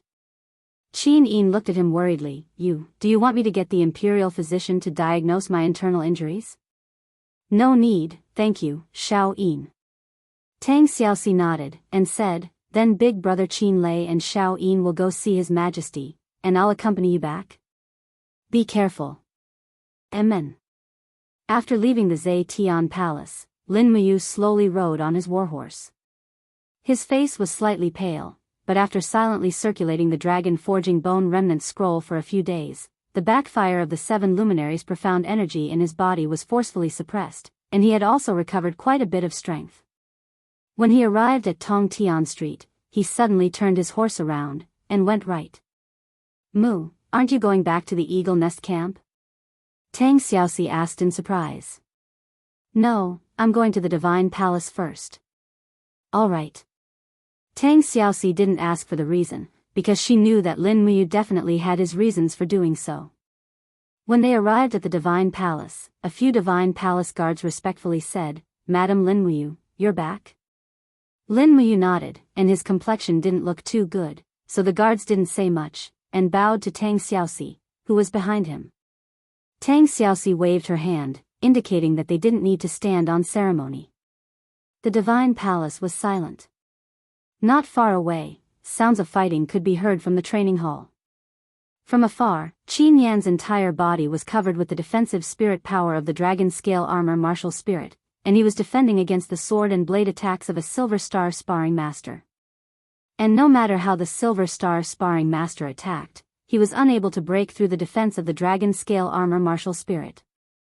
The world's #1 defensive martial spirit deserved its reputation. Lin Muyu didn't disturb Qin Yan's cultivation, and stepped into the inner hall step by step. In the long corridor, Jianghu was holding a scroll and studying it, and when he raised his head, he saw Lin Muyu, and smiled. You've finally returned from your cultivation outside? Did everything go smoothly?" Lin Muyu nodded and smiled. "Everything went smoothly, I've already completed the mission." "Grandpa Jianghu, I want to look for Grandpa Lei Hong. Is he still in the Divine Palace?" "Yes, he's here, I'll bring you there now." "All right." Inside the main hall, Lei Hong sat cross-legged, battle chi lingering around his body, and he was cultivating. After Lin Muyu, Tang Xiaoxi, and Jianghu entered, they didn't disturb him, and just sat quietly at the side and waited. Not long after, Lei Hong opened his eyes after one circulation, and said with a smile, "You, Princess Shi, you're here?" "Yes." Tang Xiaoxi smiled. Lei Hong said, "Since you're here, there must be something, right? Lin Muyu asked, Grandpa Lei Hong, I have something to ask you, and I hope you can answer me truthfully. Ask you. Grandpa Lei Hong and Xing Yifan, who's stronger? Lin Muyu asked directly. Lei Hong was stunned, stroked his white beard, and said with a smile, Xing Yifan is stronger. Then, between Grandpa Chu Chu and Xing Yifan, who's stronger? Lin Muyu continued to ask. Lei Hong smiled slightly. Fire Cauldron Chu Chu, his attainments in the law of fire is supreme in the world, and his fire palms are rarely matched, but Xing Yifan has hidden his strength, so, in my opinion, Chu Chu and Xing Yifan's strength are on par. I understand. Lin Muyu let out a sigh of relief, and said, Grandpa Lei Hong, write a letter and send it to Grandpa Chu Chu, tell him to return to Lanyan City. Why? Lei Hong was stunned. Chapter 133. Not long ago, Xing Yifan brought 1,000 soldiers from the Divine Might Battalion into Zhe Tian Palace and killed the deputy commander of the Imperial Guards, Rong Hanyuan, with a fabricated crime. He killed Rong Hanyuan in front of me, Her Highness Yin, and Princess Shi. Lin Muyu didn't answer the question. What? Lei Hong frowned. Xing Yifan dared to be so insolent? Yes. Lin Muyu said, Xing Yifan's actions are nothing more than a warning to the Imperial Guards to not be enemies with the Divine Marquis Mansion. He's already so arrogant, I'm worried that he might harm Her Highness Yin and His Majesty at any time. So I hope that Grandpa Lei Hong can find Grandpa Chu Chu as soon as possible and let him stay at Zhe Tian Palace. The Emperor and Princess need him now. I understand. Lei Hong took a deep breath. Chu Chu will definitely return to Lanyan City within 5 days, but you're now a thorn in the Divine Marquis Mansion's flesh. You're also stationed at the Eagle Nest Mountain outside the city. You must be careful. I'm not worried that Xing Yifan will harm His Majesty, but I'm worried that he will harm you. Lin Muyu said leisurely, I'm fine. It won't be that easy for Xing Yifan to kill me. Plus, there are dozens of Eagle Guards and hundreds of Imperial Guards in the Eagle Nest camp. He won't be able to do it easily. Yes. Lei Hong said, hurry back to the camp before the sun sets. Be careful once you leave the city. Yes. Lei Hong stood up and said, Deacon Guyang, prepare a horse for me. Great Deacon, where are you going? Guyang asked in surprise. Lei Hong smiled, before Chu Chu returns to Lanyan City, I'll protect His Majesty and Her Highness Yin in Zhe Tian Palace. Although I'm no match for Xing Yifan, if he wants to kill me, he'll have to pay the price in blood. Yes, Great Deacon. Lin Muyu also smiled faintly and left the sacred hall with Tang Xiaoxi. It was close to dusk, and the streets were filled with pedestrians. From afar, the spiritual medicine department opposite the Holy Temple looked like two giants standing majestically among the buildings of the imperial capital, facing the Holy Temple from afar, like two giant gods guarding the imperial capital. Xiao Shi, I think. Lin Muyu suddenly stopped her horse. Tang Xiaoxi giggled, her eyes sparkling with cunning. Do you want to see Sister Chu Yao? Yeah, Lin Muyu also knew that Tang Xiaoxi was interested in her, so she asked, you won't be jealous or angry, right? Tang Xiaoxi shook her head and smiled. Mu, you and Sister Chu Yao risked your life to come all the way from Kathaya City to Wild Orchid City. If you ignore her, I'll really question your character. Lin Muyu couldn't help but laugh. What's wrong with my character? It's pretty good. Tang Xiaoxi flipped off her horse and said, then I won't accompany you in. Come out quickly and send me back to the Duke's mansion on the way. Okay. After leaving her horse outside, Lin Muyu quickly stepped into the spiritual medicine department. No one stopped her along the way, and she went straight to the courtyard where Chu Yao lived. Just as she pushed open the courtyard door, she heard a sharp whistling sound. Pung! The pear blossom sword was shot through the air into a tree trunk in the courtyard. Chu Yao stood a few meters away with 2 fingers pressed together, and true energy enshrouded her fingers. Not bad. Lin Muyu smiled. Chu Yao was stunned, and then her eyes immediately turned red. She opened her arms and threw herself into Lin Muyu's embrace, her shoulders trembling. I heard a lot of bad rumors. I thought that something bad had happened to you in the dragon-seeking forest. I have nightmares every night. It's great that you came back alive. Lin Muyu hugged her senior sister's slender waist helplessly and smiled. Didn't I come back alive? Sister Chu Yao, time is precious. I still have to return to the Eagle Nest camp to submit my orders.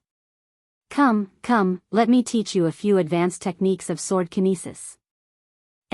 All right. Chu Yao was happy. Thus, within 20 minutes, Lin Muyu taught her all the secrets and tricks of the four-element sword kinesis. He did not know how much Chu Yao could learn, but with her talent in comprehending the sword heart so quickly, she would definitely succeed. Lin Muyu's spirit pulse technique extended out, and he could see through the flow of the innate qi in Chu Yao's body. He could already tell that Chu Yao's cultivation had advanced to the level of War Elder and stepped into the second level of the Earth Realm. With her advancement speed, she should be able to step into the third level of the Earth Realm in half a year. Looking at Chu Yao's appearance, she still had short hair, but she was wearing exquisite soft armor. She was wearing the Spirit Medicine Department's white robes. She looked very spirited and valiant. Lin Muyu couldn't help feeling a bit comforted. He knew he couldn't protect Chu Yao for the rest of his life. Making her stronger was the best way to protect her. After teaching the four-element sword kinesis, he left in a hurry. Night fell. Outside the Spirit Medicine Department, Tang Xiaoxi had been waiting impatiently for a long time. However, when she saw Lin Muyu walk out of the Spirit Medicine Department with a tired face, she couldn't bear to blame him. She just asked, "How is Sister Chu Yao recently?" "Pretty good." Lin Muyu smiled and said, "I taught her the sword kinesis. Sister Chu Yao's advancement speed is quite fast. By the way, Xiaoxi, how is your cultivation progress recently?" Tang Xiaoxi raised her beautiful eyes, puffed out her full chest, and said, "I stepped into the third level of the Earth Realm half a month ago. Now, I should be close to the level 57 Battle Saint. If there are no accidents, I should be able to step into the Heaven Realm in about half a month." "How is it, Mu? I'm about to catch up to you." Lin Muyu snickered. Even if you step into the Heaven Realm, I'm afraid you're still no match for me." Tang Xiaoxi pouted. Mu is a baddie, don't provoke me." "Alright, go back early." "Okay." After sending Tang Xiaoxi back to the Duke's mansion, Lin Muyu immediately spurred her horse towards Eagle's Nest Mountain. In less than half an hour, she had already ascended the mountain. In the darkness of the night, there was an endless stream of royal guards ascending the mountain. On the backs of their horses, there were fire foxes, swift wolves, cloud deer, and other prey. These were all for the enjoyment of Zhe Tian Palace. It was a stark contrast to the lives of the poor commoners outside the city. However, when she thought about it, there were actually only two masters in Zhe Tian Palace, Qin Jin and Qin Yin, and there were not many palace maids and attendants in Zhe Tian Palace. If it was an ancient emperor of China, with 3 palaces and 6 courtyards, and tens of thousands of palace attendants, it would not be as simple as just asking for 20 cloud deer, it would be at least 2,000. In comparison, Zhe Tian Palace was really simple. Qin Jin and Qin Yin's life could not even be considered luxurious. When they stepped into the camp, they saw a large group of people gathered in the distance. From afar, they could hear a wild and arrogant voice. "You bunch of trash, and you're still talking about obtaining the spirit stones of a 6,000-year-old golden-scaled beast? What do you think? You can't produce the spirit stones, yet you still want to make a false accusation. Men, arrest all of them and bring them to the Lord Commander." This voice belonged to Gong Sun, and it was too unique. It was so shrill that it sounded like the eunuch attendants in the palace. Not good, Lin Muyu's heart sank. He immediately spurred his horse forward and shouted, "Get out of the way." His martial spirit had already entered his body, and it protected him and his warhorse as he charged forward. Parting the crowd, he saw Wei Chou and a group of subordinates surrounded in the middle of the crowd. Wei Chou's chest was even covered in blood, as if he had been stabbed by a sword. Gong Sun and another Heavenly State Imperial Guard were laughing at the side. The other Heavenly State Imperial Guard Lin Muyu recognized him. His name was Su Gung, and he was a centurion of the Eagle Guards. He was also from the Divine Marquis residence, and he was very strong. It was probably because of these two Heavenly State experts that Wei Chou and the others were no match for them. What's wrong? Lin Muyu flipped off his horse, and the burning prairie sword was pulled out of its sheath by the power of lightning. He held it firmly in his hand, and his expression was not very good. He said lightly, Wei Chou, what's wrong? Wei Chou's face was still stained with blood. He gritted his teeth and said, My lord, Gong Sun and Su Gung insisted that we did not complete the mission. Gong Sun even said that I should fulfill the promise and kneel to him. If I did not comply, they would lead the others to injure us. Gong Sun probably took advantage of the fact that Su Gung was also here. He raised his eyebrows and said, Lin Muyu, you said that previously, you should have nothing to say now, right? Your subordinate's mouth is not clean, so I will help you teach him a lesson. This is the rule of the Eagle Nest Camp. The rule of the Eagle Nest Camp? Lin Muyu was infuriated. Who gave the people of the Divine Marquis residence such a great advantage? As he spoke, Lin Muyu reached into his pocket and took out the spirit stone of the golden-scaled beast. With a burst of fighting energy, the spirit stone shone brightly. This was obviously a spirit stone that was at least 6,000 years old. How is it? Lin Muyu said lightly, Can we hand over the order now? It really is a 6,000 years old golden-scaled beast spirit stone. Su Gung was slightly shocked. Gong Sun sneered, Who knows if the spirit stone of the golden-scaled beast was bought from the Imperial Chamber of Commerce. I heard that the relationship between Lin Muyu and Jin Xiaotang is very good. Maybe it was bought. Even if it was bought, I have completed the mission. The corner of Lin Muyu's mouth rose. But the two of you bullied my people. Shouldn't you repay something now? Repay what? Gong Sun sneered. Do you think you can fight one against two? Why can't I? Before he finished speaking, Lin Muyu had already moved. Demonic power quickly gathered on his left fist. With a roar, he punched toward Su Gung's abdomen. Su Gung didn't expect this kid to suddenly sneak attack. He hurriedly condensed chi armor to protect himself. But it was too late. He only gathered less than 30% of his strength and was hit by the 50% power of the second glory. Pung! The dignified Heavenly Realm Imperial Guard was directly blown away and fell into a pile of broken bricks. There was no more movement. You! Gong Sun was stunned. He hurriedly gathered his fighting energy into his long sword and attacked. Lin Muyu laughed wildly. She opened her left hand and the dragon scale wall appeared between her 5 fingers. It invisibly increased her defense. She forcibly grabbed the opponent's blade with one hand. She opened her right hand and used lightning to control the sword. The prairie fire sword stabbed toward Gong Sun's chest. Pung! The sword surged. It didn't break through Gong Sun's chi armor, but it had completely shattered his defensive aura. Her right hand condensed into a palm blade. She increased her fighting energy. The 30% power of the first glory went straight for Gong Sun's neck. Pung! The palm strike made Gong Sun lie on the ground. Both his palms fell to the ground, and he also abandoned his sword. Lin Muyu raised her leg and kicked the back of his knee. She raised her palm and wrapped her flame-fighting energy. She grabbed the cloak on his back and kicked in the direction of Wei Chou. She shouted, Kneel. Just like that, Gong Sun knelt in front of Wei Chou with a humiliated expression. You're tuning into the Carefree Valley YouTube channel. Don't forget to subscribe and join us on this journey to catch the most captivating stories.